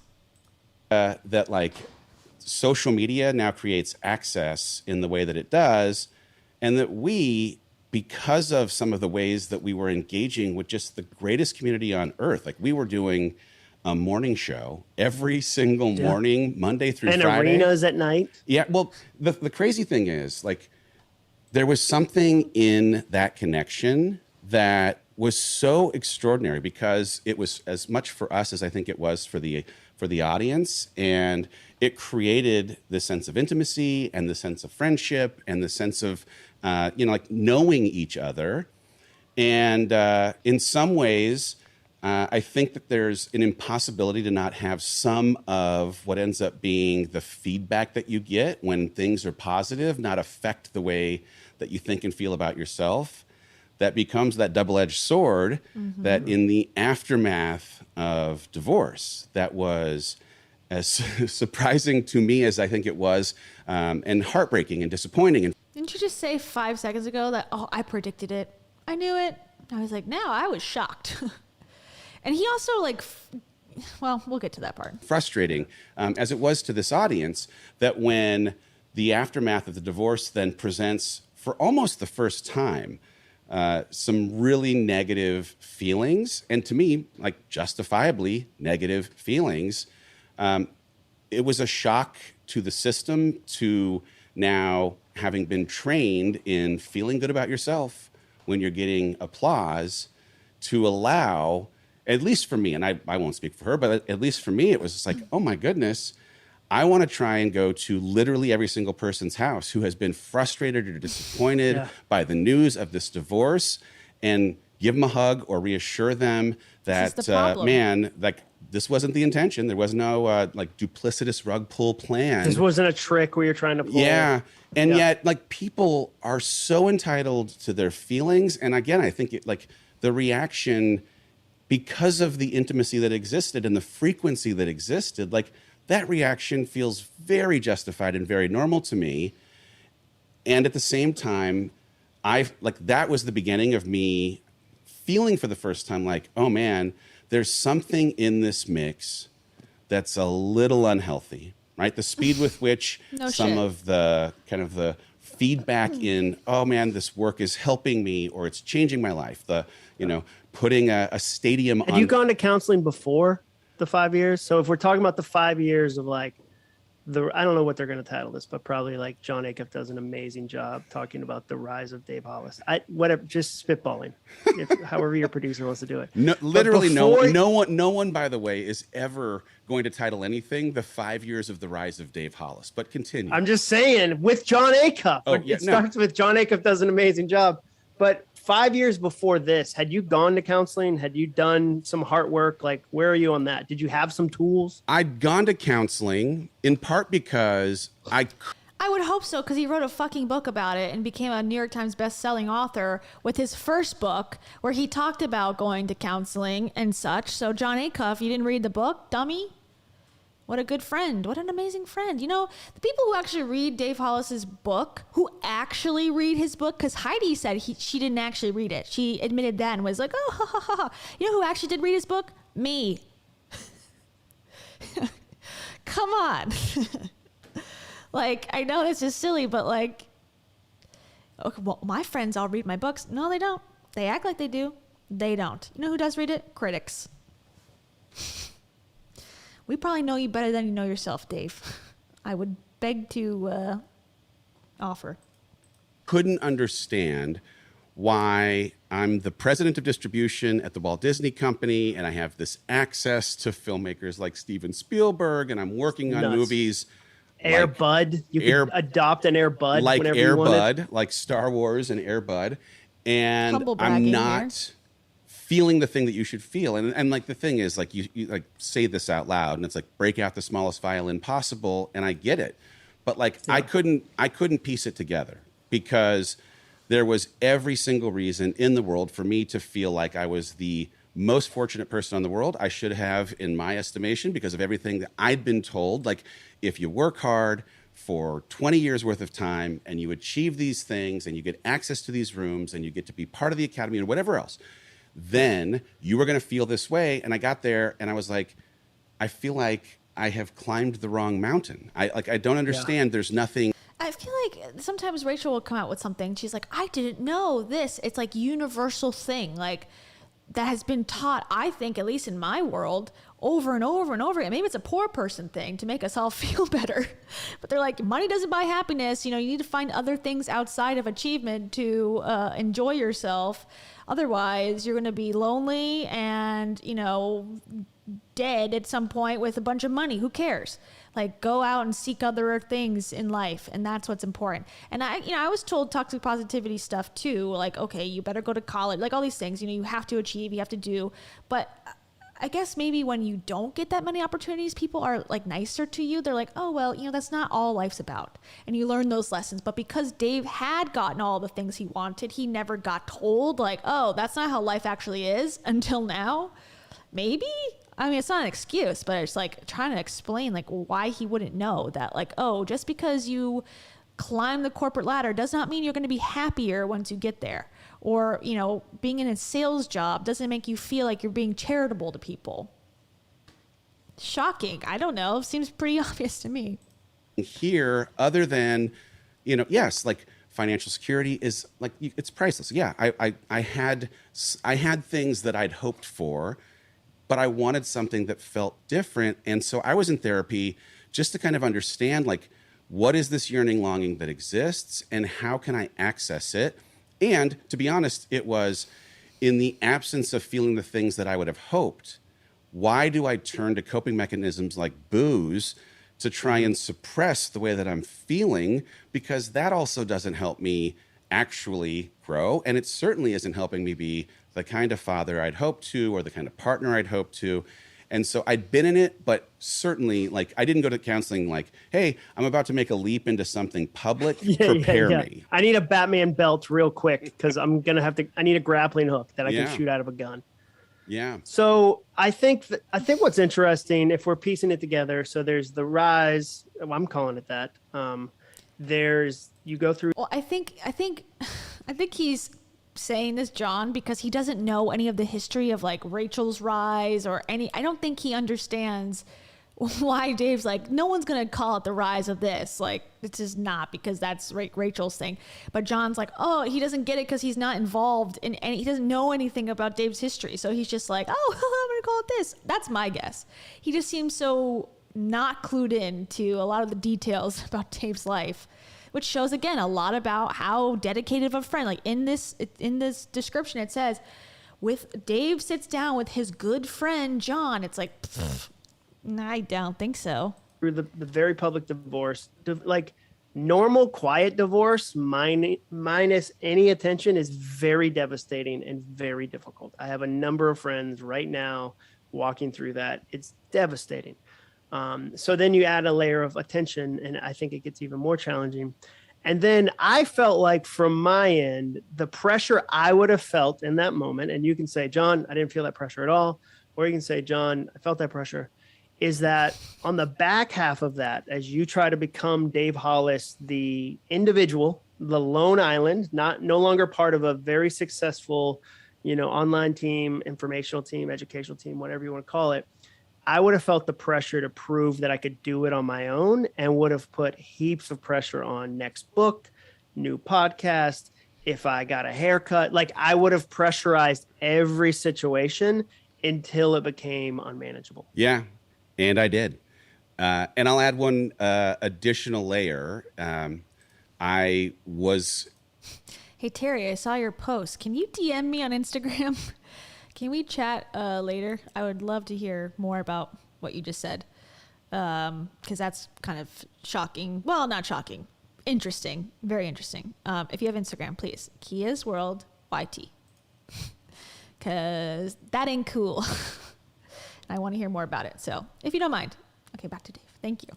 In the transition of my marriage, working through the feelings of rejection, because it wasn't a thing that we'd been talking about for years worth of time. It was something that was very quick and was a thing that once the decision was made was not we weren't having any additional conversation about it.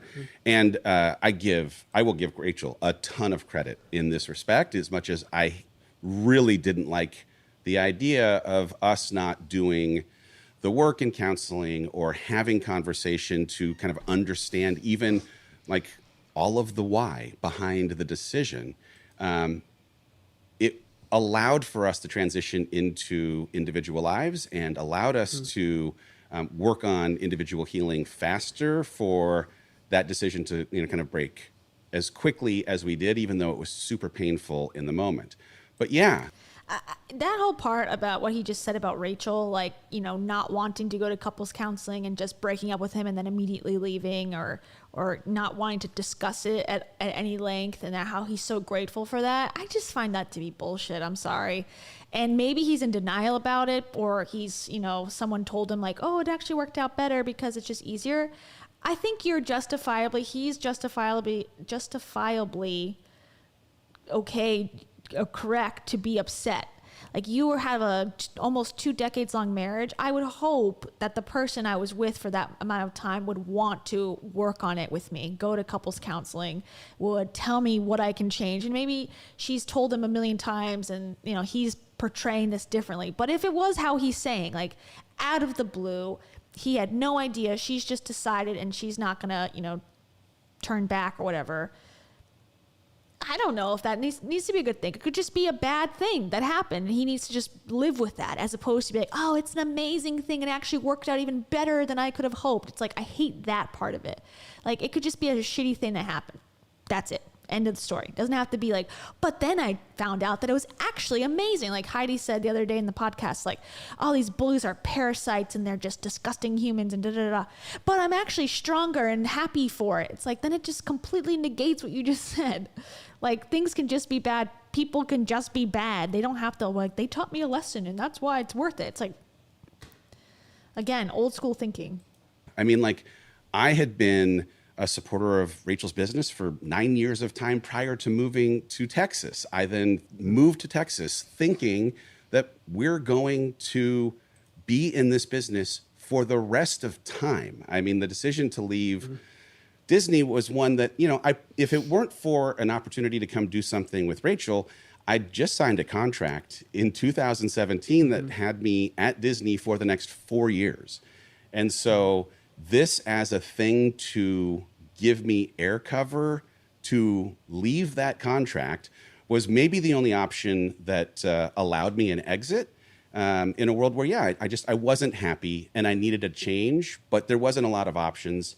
And I was excited about this thing I was going to go do. But, you know, there was 2 years almost to the day of time between arriving in Texas and the conversation about divorce. And if I'd have known, hey, we got 2 years of time on the clock, certainly the decision to leave would have been, you know, a different kind of conversation and probably one that we wouldn't have taken. So the pressure that I was putting on myself to figure out what life looked like post this thing I thought that would exist forever was exceptionally high, and was something that, feeling like I had to figure it out and certainly wanting to try and establish something of my own separate from us, the stakes just, you know, the stakes felt high. And what's interesting too is, you know, again, I wouldn't change a thing that happened because, man, I am so grateful for being exactly where I am right now. And I'm so... This is another thing that he does not have to say. No one. I mean, I guess maybe his guru pals and John probably wants him to say this because whatever, they're, you know, the circle jerk told him that this is how you have to think about things. But them saying, like, I wouldn't change a thing. I just love the way everything worked out. It's like, why do you have to think that?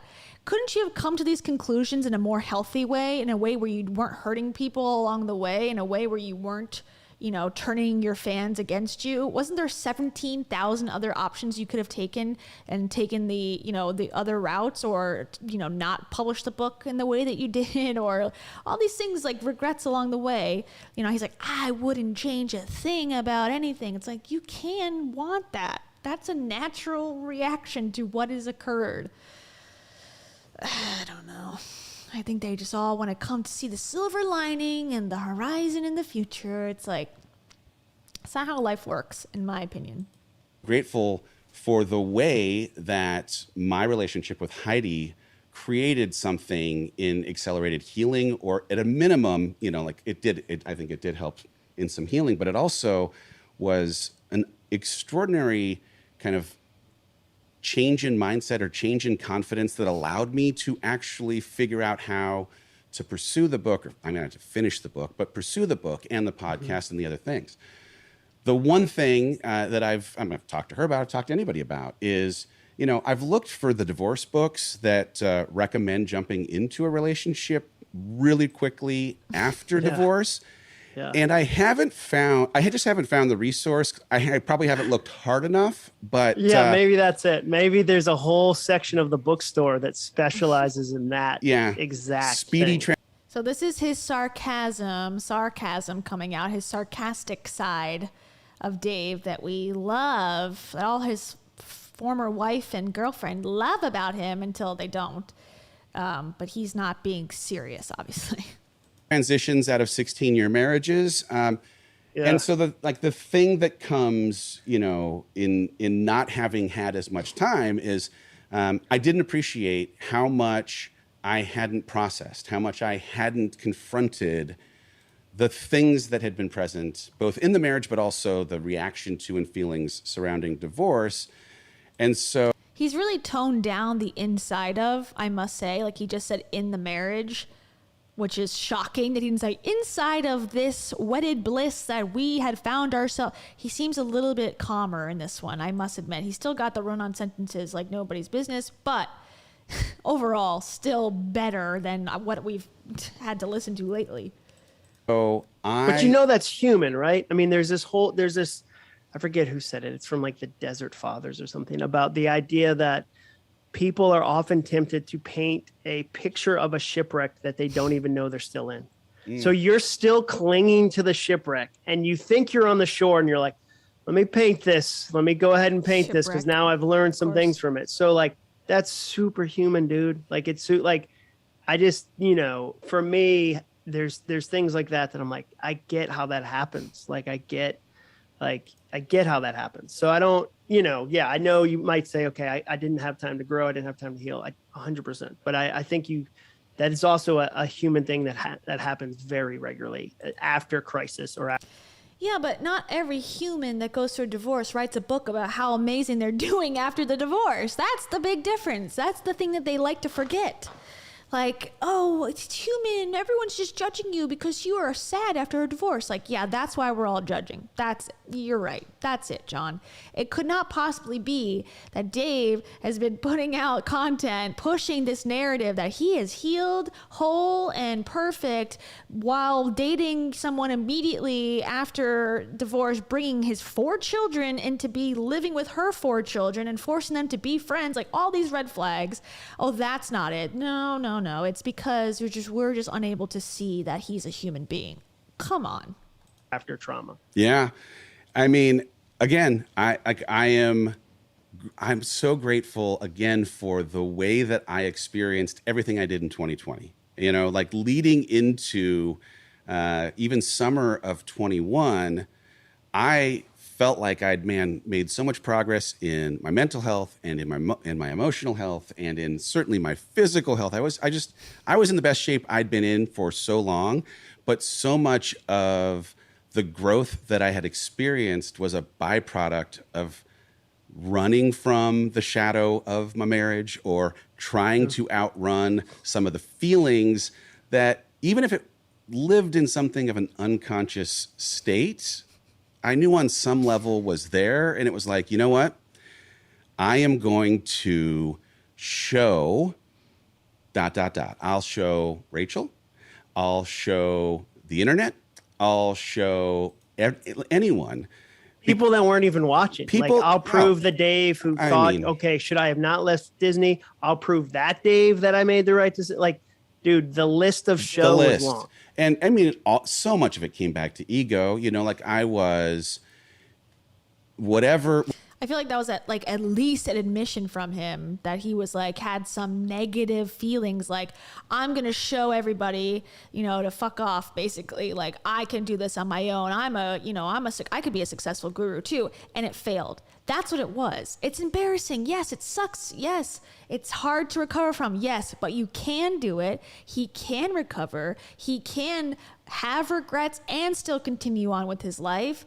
That's the thing that this toxic self-help bullshit just does not allow, for a negative thing to exist and for you to just accept it and move forward. That's the part that's no, you have to rework it in your brain to see how it became a positive. It's ugh, why? Whatever the kind of inner child, little scared version of Dave that lives inside of me, he was on fire in this window and was orchestrating a chorus of, if you can create enough, if you can do enough, if you can hustle enough, if you can, just a list of if you cans, then you'll be seen, you'll feel, and the real answer that of course only ended up revealing itself in the aftermath of crash, burn, stop, and work was to slow down and turn around and actually confront the stuff that hadn't been totally confronted or totally dealt with, right? Well, and that's the thing, as far as using that as a fuel, I mean, my wife, Jenny, She said to me 4 years ago when I got my latest book deal, she was like, you're a jerk for the 2 years when you write a book and you're a jerk for the 2 years when you sell it. And that doesn't work. So that doesn't work for us. She said, I'd rather you be a happy plumber than a miserable writer. And what she was saying was that you're using crisis as fuel, because a long time ago, I went through a crisis and a counselor told me tools learned in crisis require crisis to be useful. And so I went from I can function in a crisis to I function best in a crisis to I need a crisis to function. And pain, trauma, whatever you want to call it, is a great short-term temporary fuel. But so now we're like, it's a year, year and a half, you've got the book, you're growing the stuff, and like you're still using that as the fuel. And again, like it'll let you accomplish some short-term stuff, but eventually like it works right until it doesn't work. Yeah. And what the thing is, what I couldn't see, it's crazy. Well, I got to say, I agree with John, what he said there. I'm not his biggest fan, but what he said there, I think is pretty accurate and pretty good. Like, yeah, if you're going to use a like he was being fueled by rage, internalized rage, I think, of being a man who's been left by his wife and having people know about it and people, not liking him immediately or turning their back on him or whatever. And he's trying and trying and trying and trying and the views aren't there, or he's not making the progress that he should be making. And, his girlfriend is putting him on the internet and, she's doing her whole other reality show that she's creating on her social media that he has no control over. Yeah, I'm sure it's all frustrating. That all sucks. Welcome to the real world. Here you go. I mean, Heidi and I had a conversation on the last podcast about my reaction to my book, but I didn't know what I didn't know in triggers and what would inevitably become an undoing in a thing that had not been processed. But there was something in the release of a book. Like if you talked to me in September of 2021, I was flying high. I was so confident that I did talk to you, and I would say, hey, are you feeling any pressure to kind of, and you'd be like, what are you talking about? No I was pressure. At your house recording a video for the book that was going up on the stinking Target wall. I was so connected. I felt like so integrated in like, I know a purpose for life. I'm living it out. I love this work. It's good. And the pre-sale numbers for the book were all of a sudden something that triggered every single bit of self-doubt, every single bit of, is this actually the thing I should be doing? Nope. And in some ways, Rachel and I had an interesting relationship in marriage where, because she had created something in expertise and was so prolific in the work that she was doing, my role inside of her world was something that, I had to kind of wrestle with inside of our marriage, but that ultimately outside of our marriage was a thing that I didn't think as much about when I was out to show that I could do it on my own. And as the audience, who obviously were completely different in the aftermath of divorce, where, we weren't doing live streams every day, and a decent percentage of them justifiably were like, you know what? Go fly a kite. Thanks very much. But we're not interested in anymore. Thank you.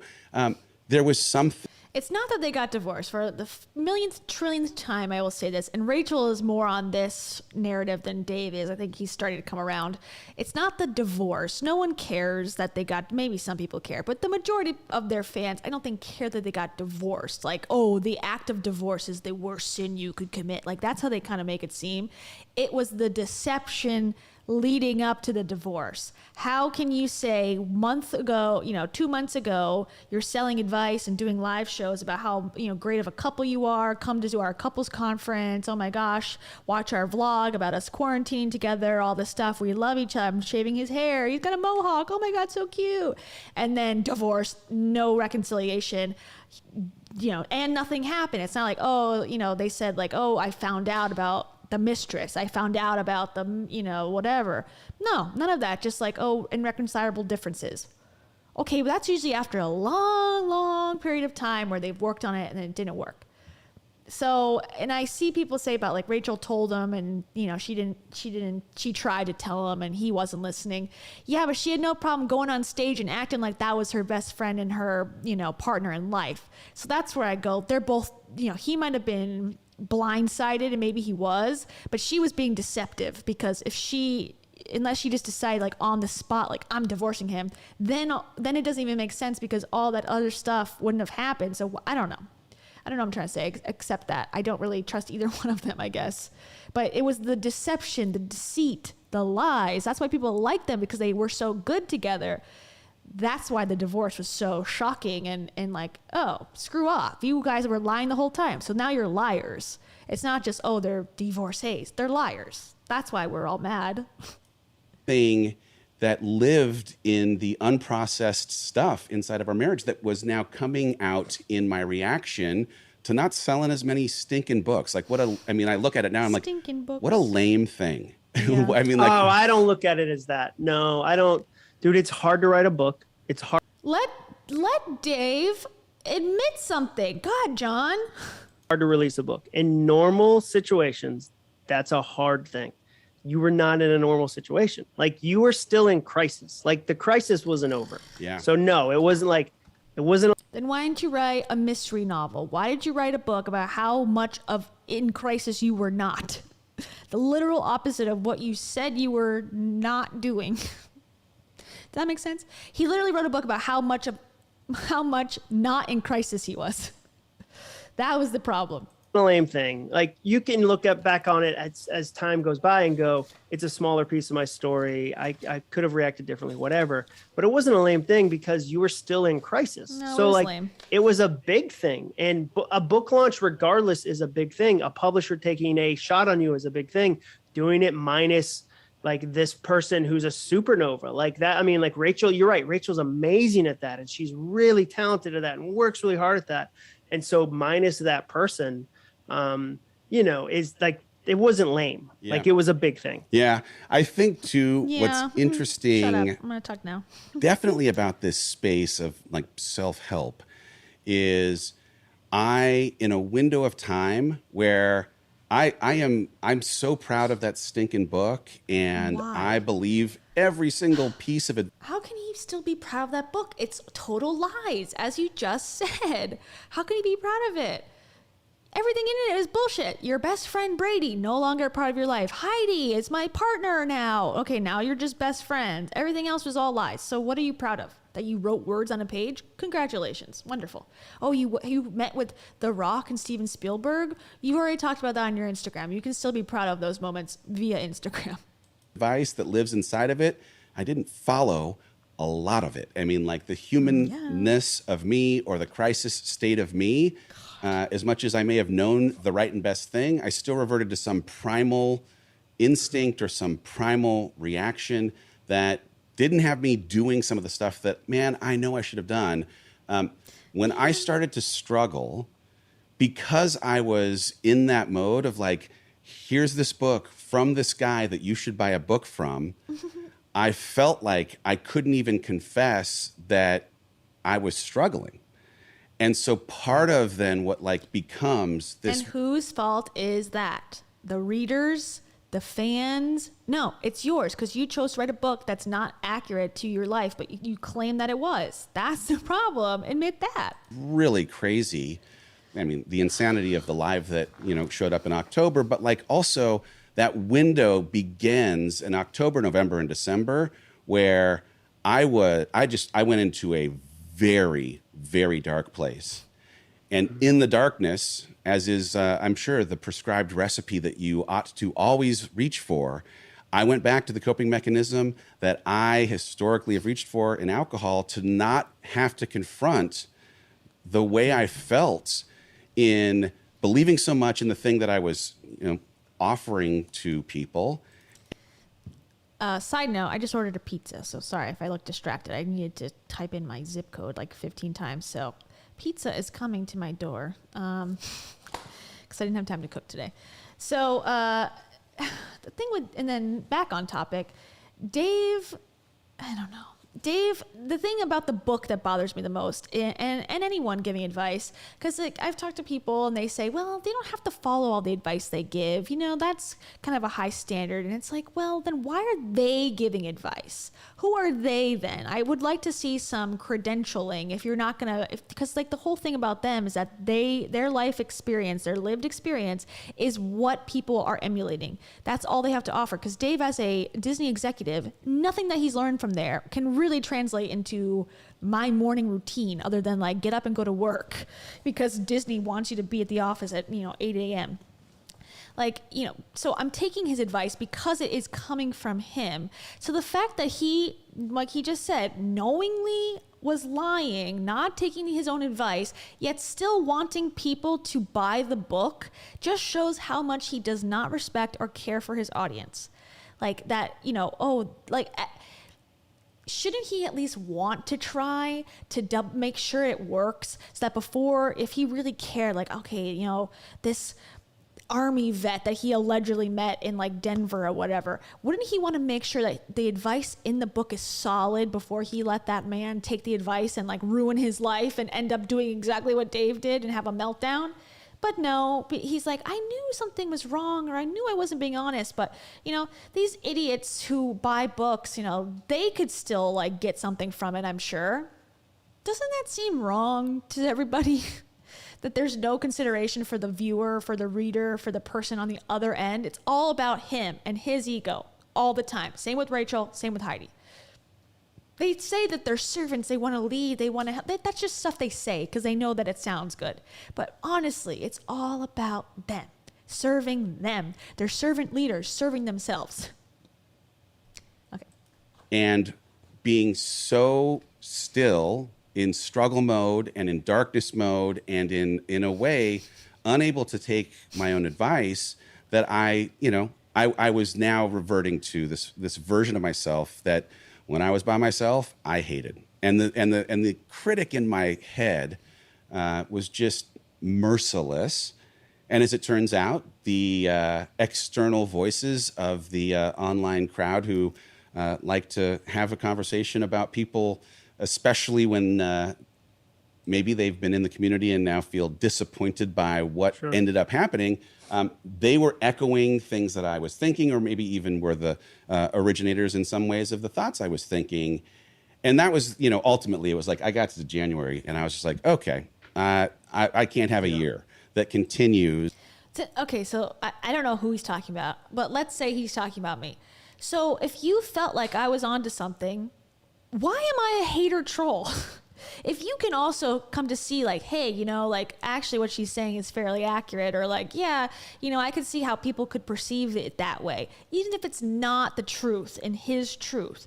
If he can level and say, yeah, I can see how she would come to that conclusion as a former fan or a former follower or whatever, and now she feels this way, yeah, maybe I should change, or maybe I should explain that, or maybe I should, but no. But I think because someone like maybe Heidi or someone like, a John, who he's going to call upon during these times of, maybe these haters aren't so bad after all. And they go, no, you wrote a book. It's so hard writing book. You wrote book. It's so good. I didn't read it, but it's so good for you, Dave. No, don't feel like that. Just keep pushing forward until you go into the ground. That's what you should do. Okay, I gotta go. Bye. Like, it seems like he's gotta, okay, I agree with some of the hate online. Good. Follow that thread. Figure out why that's the case. Not, I let my light be dimmed by the darkness of the interwebs. Like, oh, God. Like, so close to being logical. So close, yet so far. This cycle, I've got to go take a break. I've got to go work on mental health. I need to have drinking be a thing that is gone from my life forever. And again, it's one of these things where I wouldn't have tried to put this sequence of events together in this order. I certainly, I hope I never have to go through really hard things to learn really big lessons again, though knowing me, I definitely will. I doubt you're done learning. Yeah, you definitely seem pretty young to me. I would love to know, I've made my mistakes, but I'm never I don't feel like the prodigal son came home once. Like I've never made a mistake once. And I was like, oh, got that out of the way. That's good to check off the list. I'll never, like, if anything, the father had a warehouse full of banners that said welcome home. And there was a new one every day because I've never needed just one return home. I don't care what John's talking about. I don't really care about his perspective too much. But I think this is so funny, this comment. It's like step 1 to self-actualization, be born into a rich family. Even the Buddha was born into a rich family, like the most enlightened, you know, I'll call him a character for our purposes, but, you know, a leader, a spiritual leader was born into a rich family. So, yeah, that's such a good statement. It's just funny. That's like, yeah, even the most well-known one is be born into a palace. Okay. That's step 1. You're right. It feels like sometimes I need a lot of return homes. I think that the part of the challenge there is there's confirmation bias. So you're now like the negative thing you're thinking about yourself, you're going to find proof of it.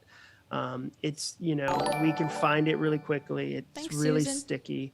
And then the other thing is that I think it's a very human thing it's easy to hate an idea when you don't think that there's an individual. So like whatever level of attention you had, you'd become an idea. Okay. Like you were Dave Hollis, the idea. So it was easy to create content hating Dave Hollis, where if somebody knew you as an individual, that's the problem with the internet. The internet flattens people from 3D to 2D. And I can hate an idea all day. But if somebody was at your kid's Little League game and said, what do you do? And you said, oh, I write books and I'm, and like, what are you working on? Here's this thing I'm working on.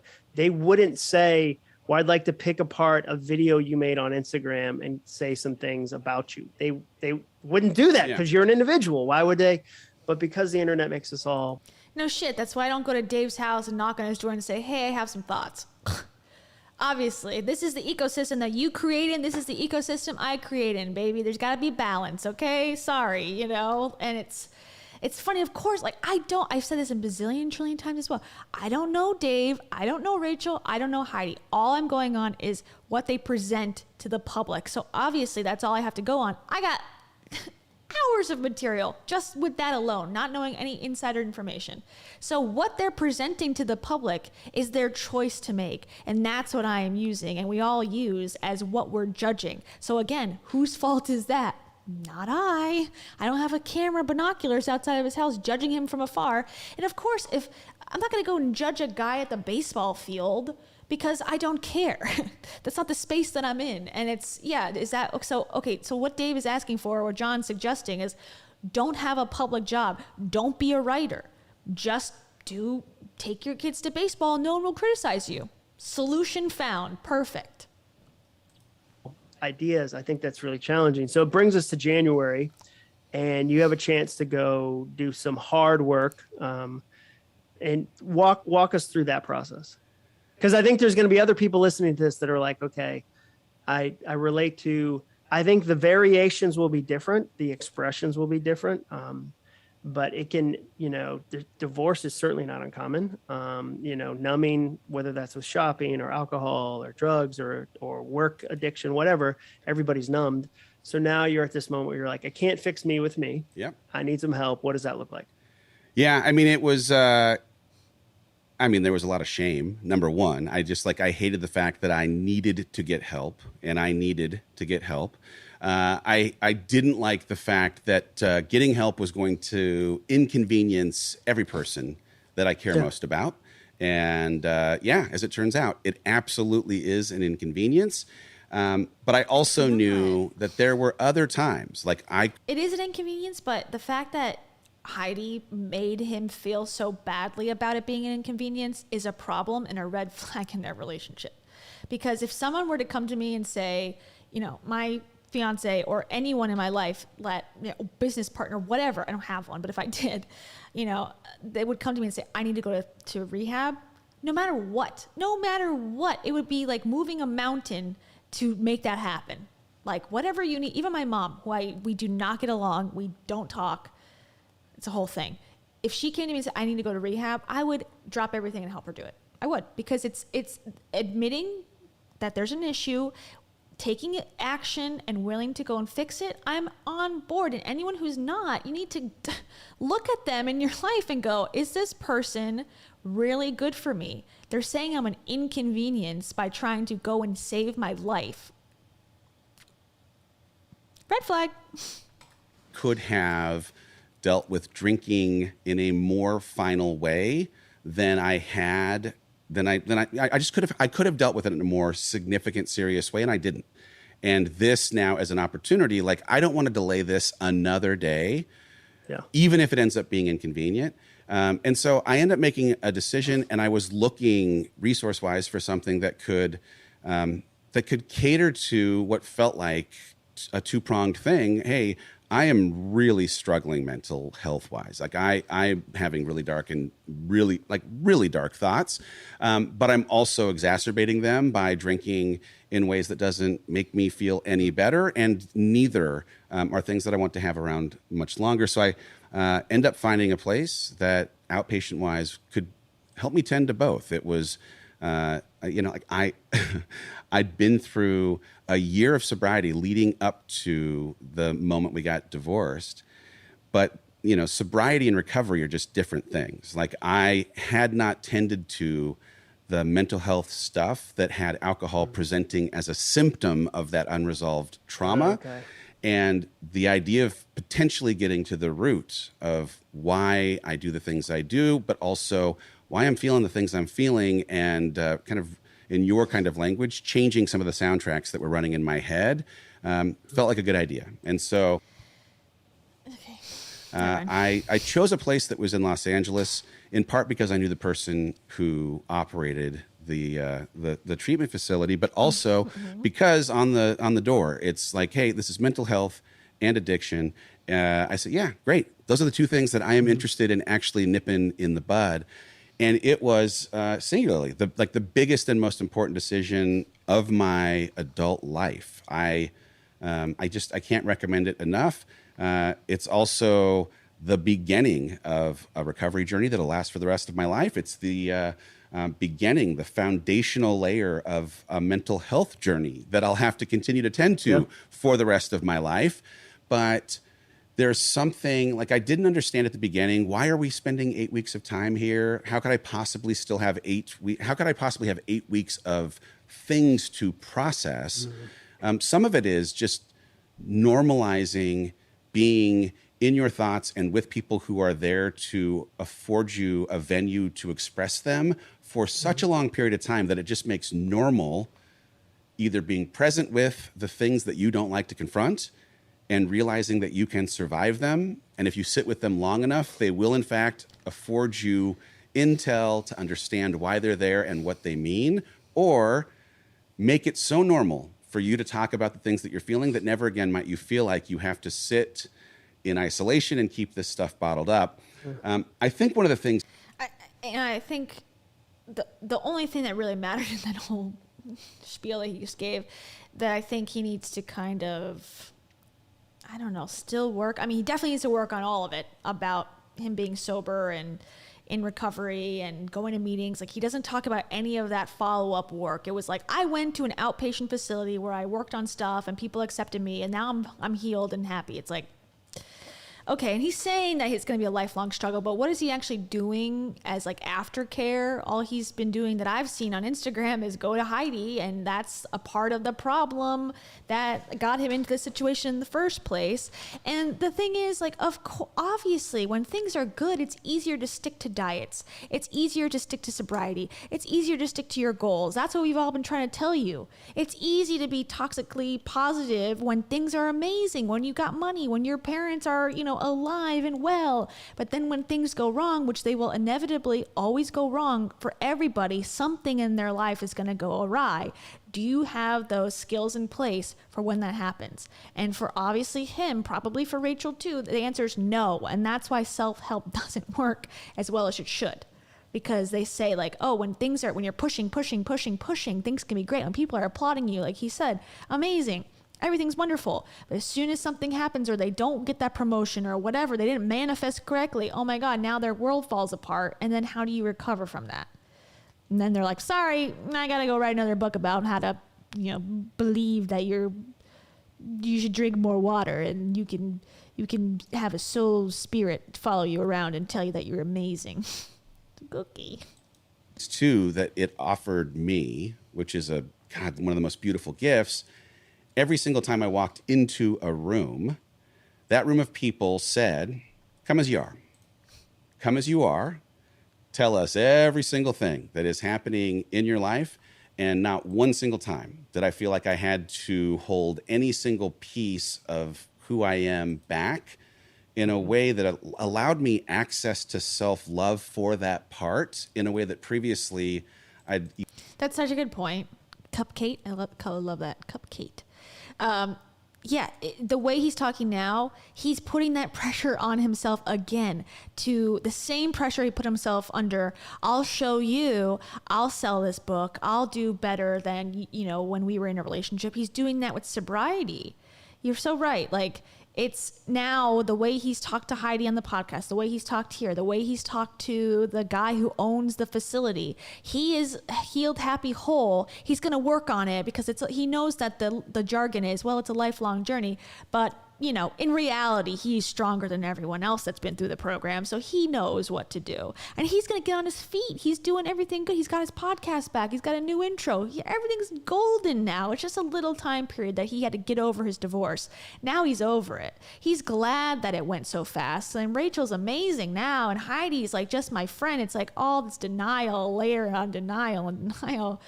Yeah. When something goes wrong, which it inevitably will always go wrong in his life, even a little thing, I don't know. You got the skills in place? I don't want to assume, but I don't know. Either hidden it or put shame around it. And the journey post treatment has been, I'm going to continue to find relationships, rooms, be it meetings or other things, where when I walk into that space, the invitation is come as you are. And so the conversation, whether it's about social or anything else, as I'm thinking about what I do next, being able to maintain consistency with, this is who I am, all of who I am. This is the most, I think I've tried my best to trade in transparency and something that feels as close to authenticity as possible. And yet I can say in the darkest of what was that October to December period last year, I wasn't acknowledging the depths of every dimension of who I am. And 2022 for sure has been, here I am, all of who I am. Here's what I'm feeling and here's what I'm thinking. And there's something in that honesty that has in it afforded me this chance to love even the parts of me that I wish weren't always present, or to honor some of what still needs to be worked on in a way that doesn't make me feel like shit for having it still as a part of my life.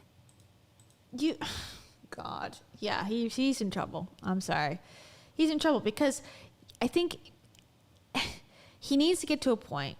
If I was him, this is the point that I'd want him to get to. Where he can be his authentic self and someone on the street can say, you're a piece of shit. And he's like, you know what? I'm not. I'm a good dad. I'm a good boyfriend, partner, whatever. I'm good at my job. I try to help people whenever I can. I'm trying to be understanding and empathetic to people. I might not be perfect, but I'm okay. That's the level in which I think ideally he would get to.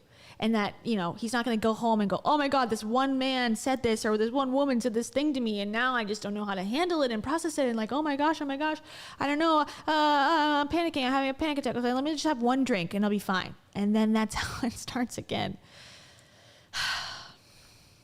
I hope for the best. Honestly, I do. I hope for the best. But just based on, again, what he's presenting here, there's some red flags for sure.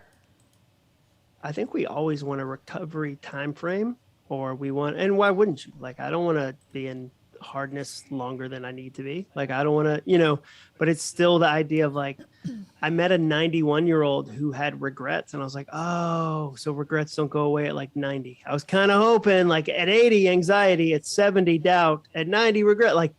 like, welcome to the human race. Like I hope I have different tools by the time I'm 91. I hope I have different tools by the time I'm 70 or 60 or whatever it is.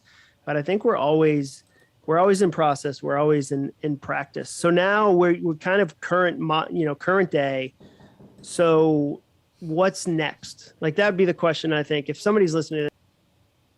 Okay, I got my pizzas here. Everyone hold on. Stand by.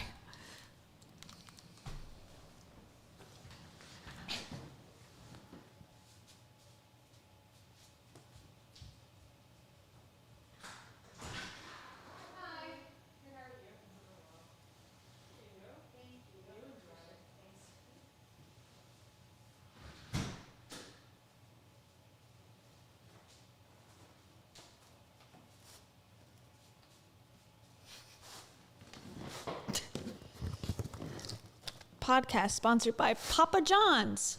Better pizza, Papa John's. Just kidding, I had to pay for it. All right, welcome back to myself. All right, let's just keep hearing Dave so I can catch up on what's happening. This, and there you go. I like the stuff Dave Hollis creates. I like this book. What's next? And as we're right in the middle of 2022, what do the next 6 months look like? Well, I mean, I came out of treatment with this hope, and I acknowledge up front, there's a little privilege in even having this as an ambition. I wanted to not say yes to anything new professionally for 6 months, because I appreciated that I have something inside of me that has always had achievement as the path to love. If I can create, if I can achieve, when I was valedictorian, or if I got a job at Disney, or... You were valedictorian? Did I slip that in? Oh my God. Ego's still a thing, brother. Nice. I like how he didn't say, I was also almost initiated into my 3rd grade gifted program. He's told that story like 18 stinking times as well. But all of those things were driven out of something in programming early in my life that said, if you memorize the Bible verse or score the goal or get good grades, that is the way that you will be seen. And my interest, like any human's interest in love, has always been attached to achievement. And I didn't want to make some of the mistakes that I feel like I made out of divorce in trying to convince ... that I am worthy of their love by rushing out of what was the most beautiful thing, the most beautiful gift, completely stepping away from life to see parts of myself that I'd never seen.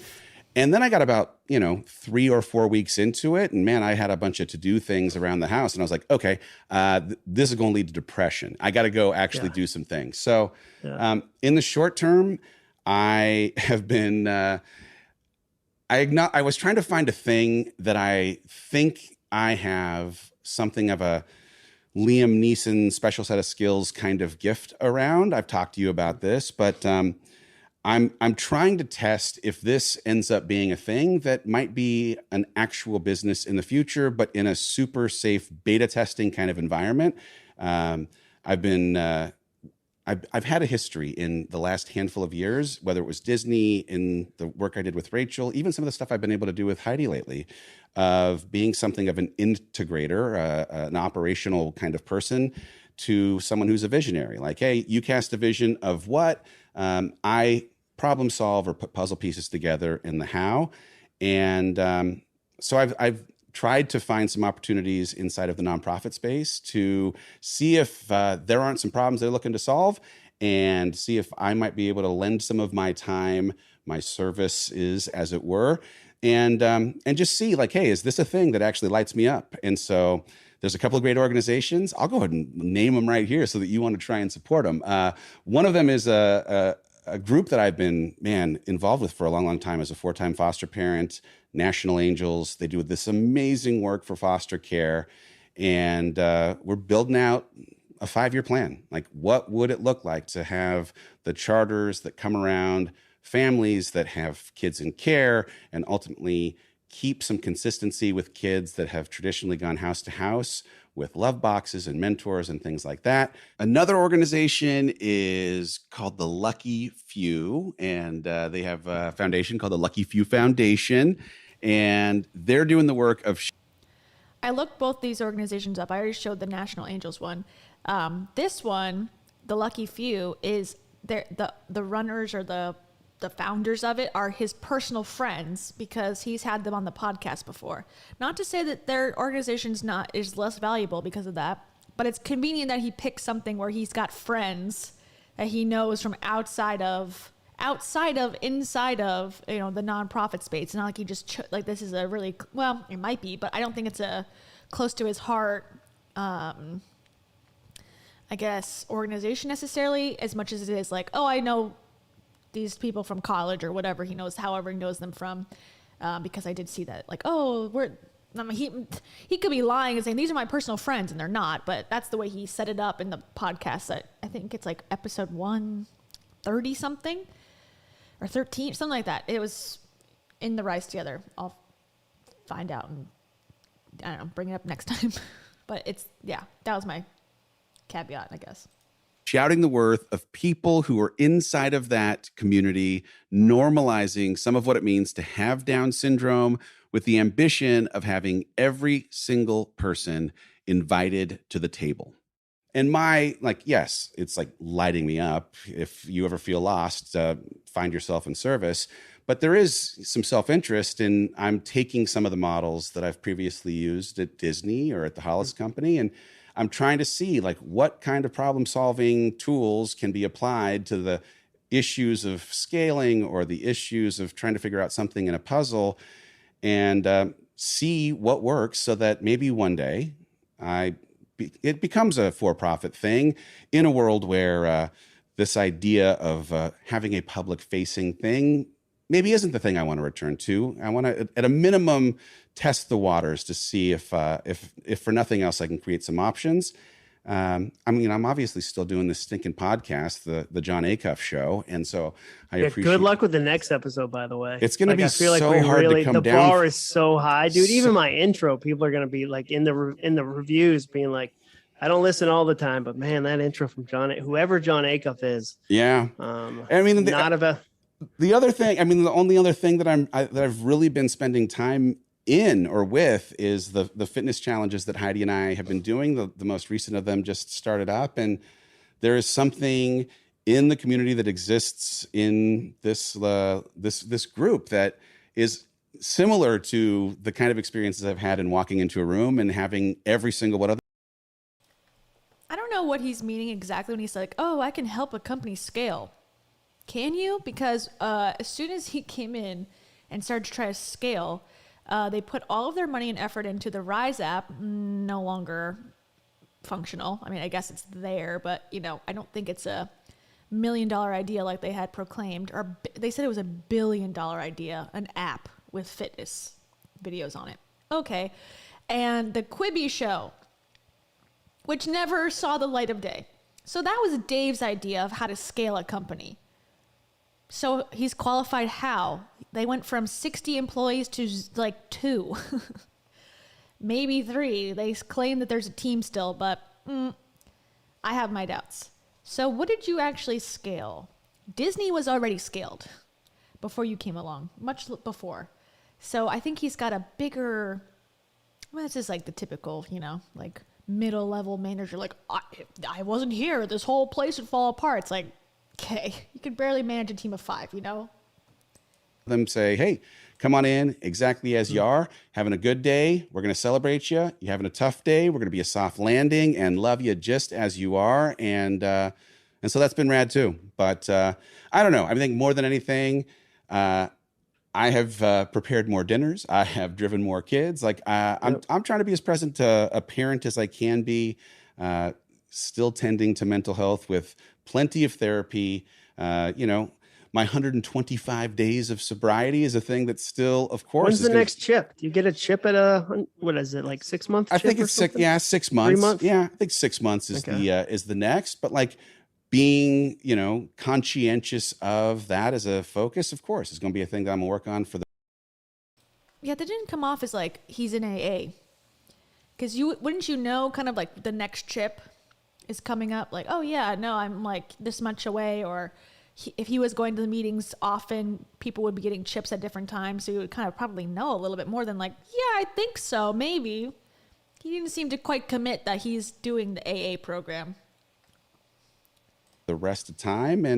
And really, like, my trip in to see you and have that dinner is something that has been one of the most beautiful parts about slowing down and focusing on connection, because I don't know that we appreciate how much was lost in pandemic when it comes to in-person, in the eye connection. I have been on a spree of what I called the Turo friends, and buying people a dinner and coming with zero agenda. Like, truly, I just wanted to hang out and be loved on by people that are filled with love, but also like hang out with people that are inspiring to me, so that I might, through osmosis, feel a little bit inspired. And dang it worked, man. I left that dinner and I was just hopping with good. with feelings. That was super fun. I And keep Annie texting you guys and Jenny- you haven't texted back, but other than that, it was like, I'm That's kidding. weird, because I feel like I texted you today. That's odd. I was like, kidding. hey, let's plan this show. Interesting. Dave, this has been a blast. My first and definitely last, because I'm very expensive. I want to, if anybody right now is going to listen to this and be like, he should do my intro.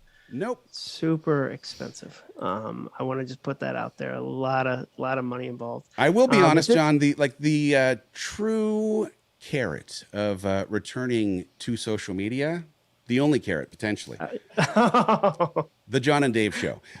People ask me about that all the time. Nobody is asking for me to start writing posts again. Nobody is interested in me to show pictures of anything else in my life. But man, the number of people asking about the John and Dave show, there's tens and tens of them. It's unreal. People ask me about that, and they also will DM me and be like, "Thank you for being Dave's friend." Like they give me credit for it. I'm like, and I always want to write back. It's very difficult, but I try. Isn't that so uncomfortable? If someone said that to me and then said it on my podcast, I would first of all edit it out because it's so embarrassing. Thanks for being Dave's friend. Okay. Bye. I try. Grandma always told me, like, it's just so funny. But yeah, they ask about the John and Dave show, or they act like I canceled it. And I'm like, but I interviewed you on my podcast. All it takes is a go. If you're in the car already, you want to listen to the podcast, it'll plug there. And I interviewed you, and it came out the week you quit the internet. But it did end. There's something, they're acting like, oh yeah, like nothing happened, but it did abruptly end right when PancakeGate happened. And Dave pushed and said, or on his thing was like, oh, John and Dave show. And then all of a sudden John was like sick or out of town or something happened. And he was like, oh, I guess we had a misunderstanding. We'll reschedule. And then it never came back. And then I think that maybe he's saying about the podcast or something. This was like months later because he quit in January and PancakeGate happened in October. So I think they had stopped in between that time, I think. Dee Dee, thank you so much. Oh, thank you. This pizza was $18 stinking with a tip, and it's worth it because it's so good. $18 stinking. I appreciate that so much. Thank you. That's very sweet. And for everyone asking, it's a little bit, I can't show it. Maybe it was my fault, but it's just cheese. Yes, I use the garlic. No, I don't eat the peppers. Sorry, but I love the garlic. I actually love the buffalo ranch dip from Little Caesars. Probably getting up there close to the amount that I love the garlic of Papa John's.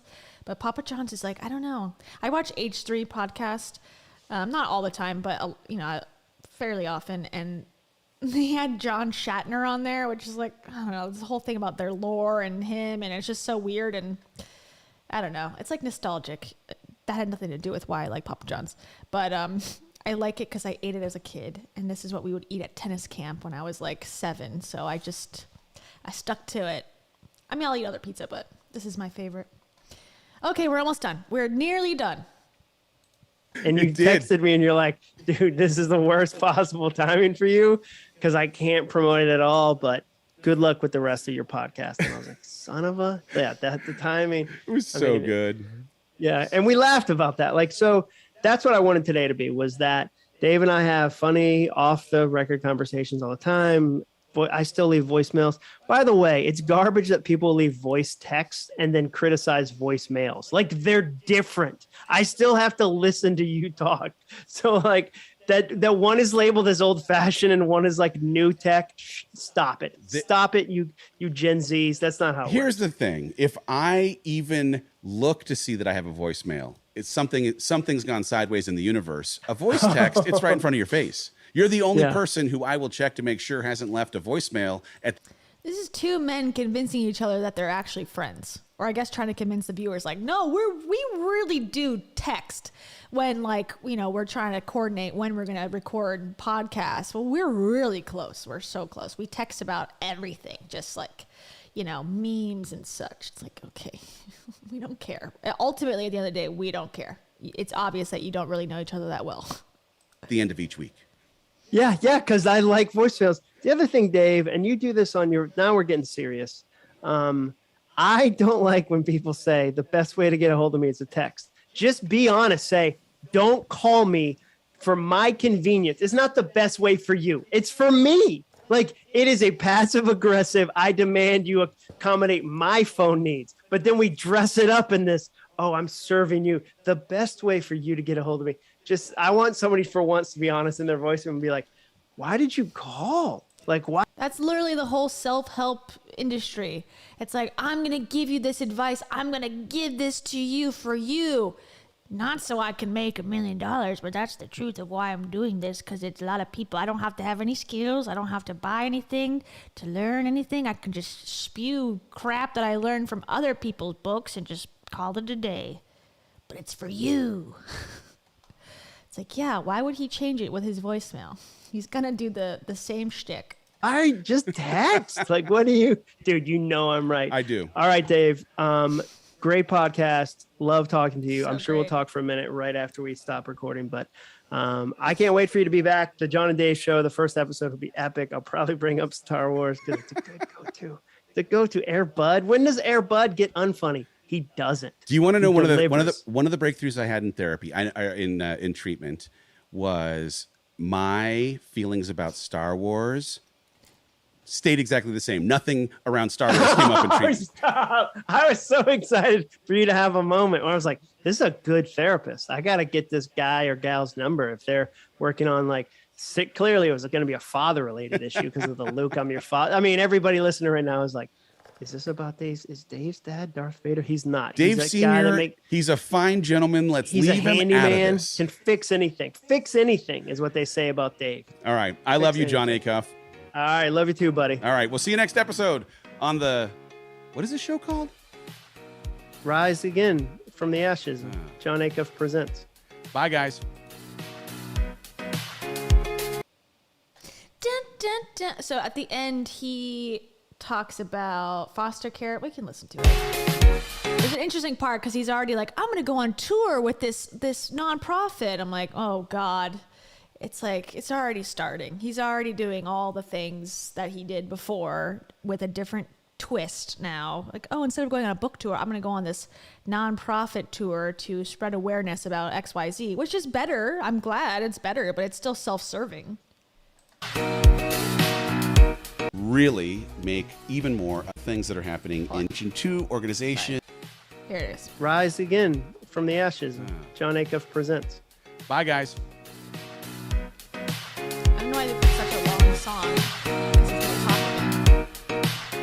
Well, before we go, I mentioned 2 organizations in the podcast that I am currently doing some work with.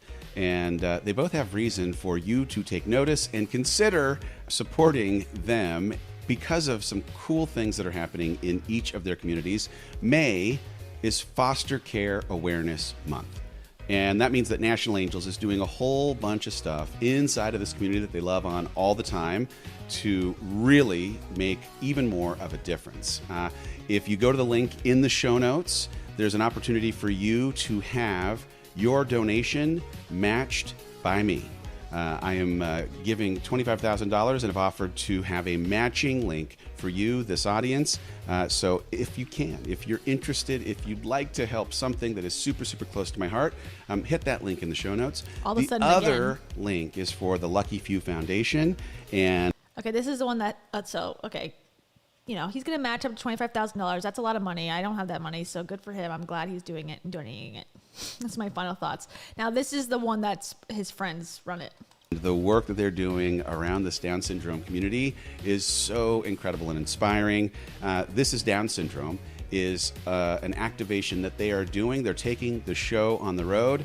There is a 5-city storytelling tour that is going to, in telling the stories of the people inside of each of these communities who have Down syndrome, do this work to try and change the narrative around what it means to be a person with Down syndrome. And I'm gonna be on some of these tour stops. I am super excited about it, but there also, again, is a link if you... Like, do we think that's a good idea, Dave, for you to go on these tour stops, to be traveling?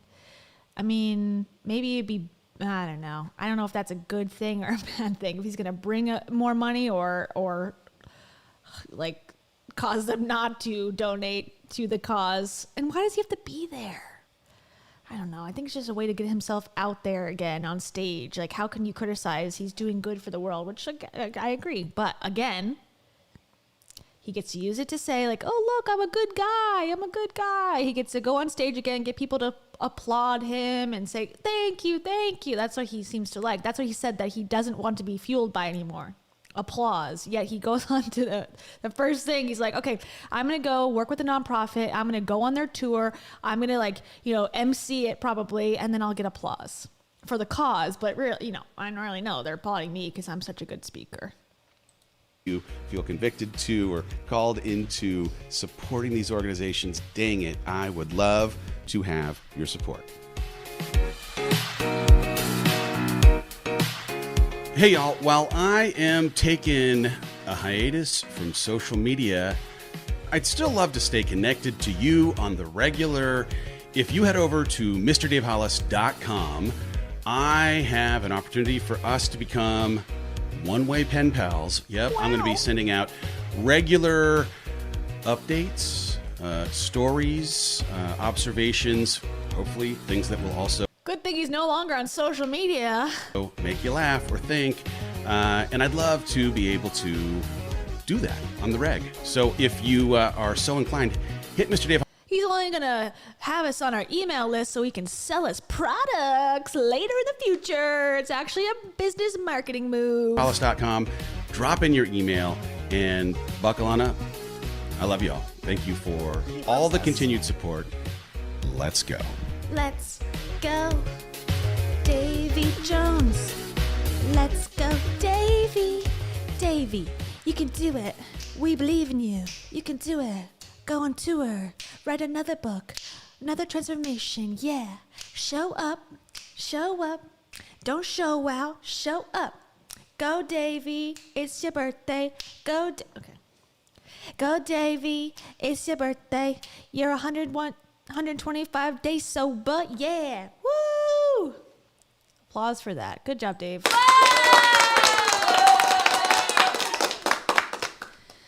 We do support Dave. As much as we like to snark, and I mean myself and my thoughts, I am happy that he's sober. That's a better place to start, at least. Let's just say that. It's a better place to begin the journey of returning to back inside of the community in which he was once a part of and now no longer needs to be because of his humanity as a human being on this earth inside of the other realms of reality in which he is the leader of all mankind. That's Dave. It's been exhausting. No, it's been exhausting, of course, listening and contemplating life through Dave's eyes, but it's been a worthwhile cause, I was just gonna to end on a high note. Oh, what Rachel posted again? What is Rach? Oh, okay. I was just going to end on Heidi's dance video just for fun. But I saw Rachel post it. It's just we already saw it because we're the real fans. she's just promoting her Rach Talk, the amazing content that we had watched earlier, talking about how annoying people are living their lives on planes. Okay, but let's go to Heidi. Obviously, I'm not going to play the audio, but here's what Dave's doing. Not on social media, of course. He's off. He's only one-way pen paling everybody. This is the type of content he's missing out on creating. Oh, wait. This was posted 1 day ago. Yeah, and Dave's in this video, but the star is very clear. The person covering 90% of the screen is the true celebrity here. Apparently she's got a freckle filter on now, so, you know, we know who the real star of the show is. Her name is Heidi. All right, everybody. It's been real. It's been fun. It's been real fun. I'm working on some edited pieces. I'm working on some interviews. I got one coming up Wednesday. I think you'll like it. It's a surprise. I'm working on some other stuff in the background, too. So we'll get there. We'll get there. I know a lot of people are saying, like, I want edited content again. And I'm with you. It just takes so long, but I feel like these are a nice in-betweener. And if nothing happens, I won't go live. Like, if they go away and stop making news, or not news, but like Hollisville news, then I'm not going to try to force content just for the sake of it. So that's why I don't really plan in advance too much, which, you know, has its pluses and minuses. But Choose Sadness merch is still available. I got 2 new photos to add. I did not do that. So shame on me. Shame on my team. I made that joke already twice today. I can only make it once per stream. My team didn't do it, aka these hands and this brain did not do it. So I will add that. And Cringefluencers is on Thursday, 12 p.m. Eastern Standard. And I think, unless something changes, it's my week. So me and Camelia talk about influencers who are cringy. And we're going to talk about Lisa Bilyeu is my choice. That's Tom Bilyeu's wife. And the reason why I'm picking her this week is because she just came out with a new book. And she's a very interesting character in this self-help sphere. So I think we should just chat about her. Just chat about her. If you watch the Natasha Grano video, she was in that one. So you've already been exposed to her, whether you wanted to be or not. So anyways, okay. Peace out. Thank you, everybody. You guys were hilarious. I was reading the chats throughout, and I was laughing. So hopefully I wasn't laughing when Dave was like having like a heartwarming moment now of like laughing at like a comment from 2 minutes earlier. So anyone watching this to the end, that's why I was laughing, not because of what he was saying, because of what I was reading on the screen. Okay, good night, everybody. I'm going to put my Patreon. Okay, this is my new graphic. Enjoy it. I'm thanking the patrons. I have to add one more name to this, but we'll do that in the next one. Good night and good luck. I don't love you because I don't know you. So choose sadness. Don't love you. Love your family and your friends. Okay, bye.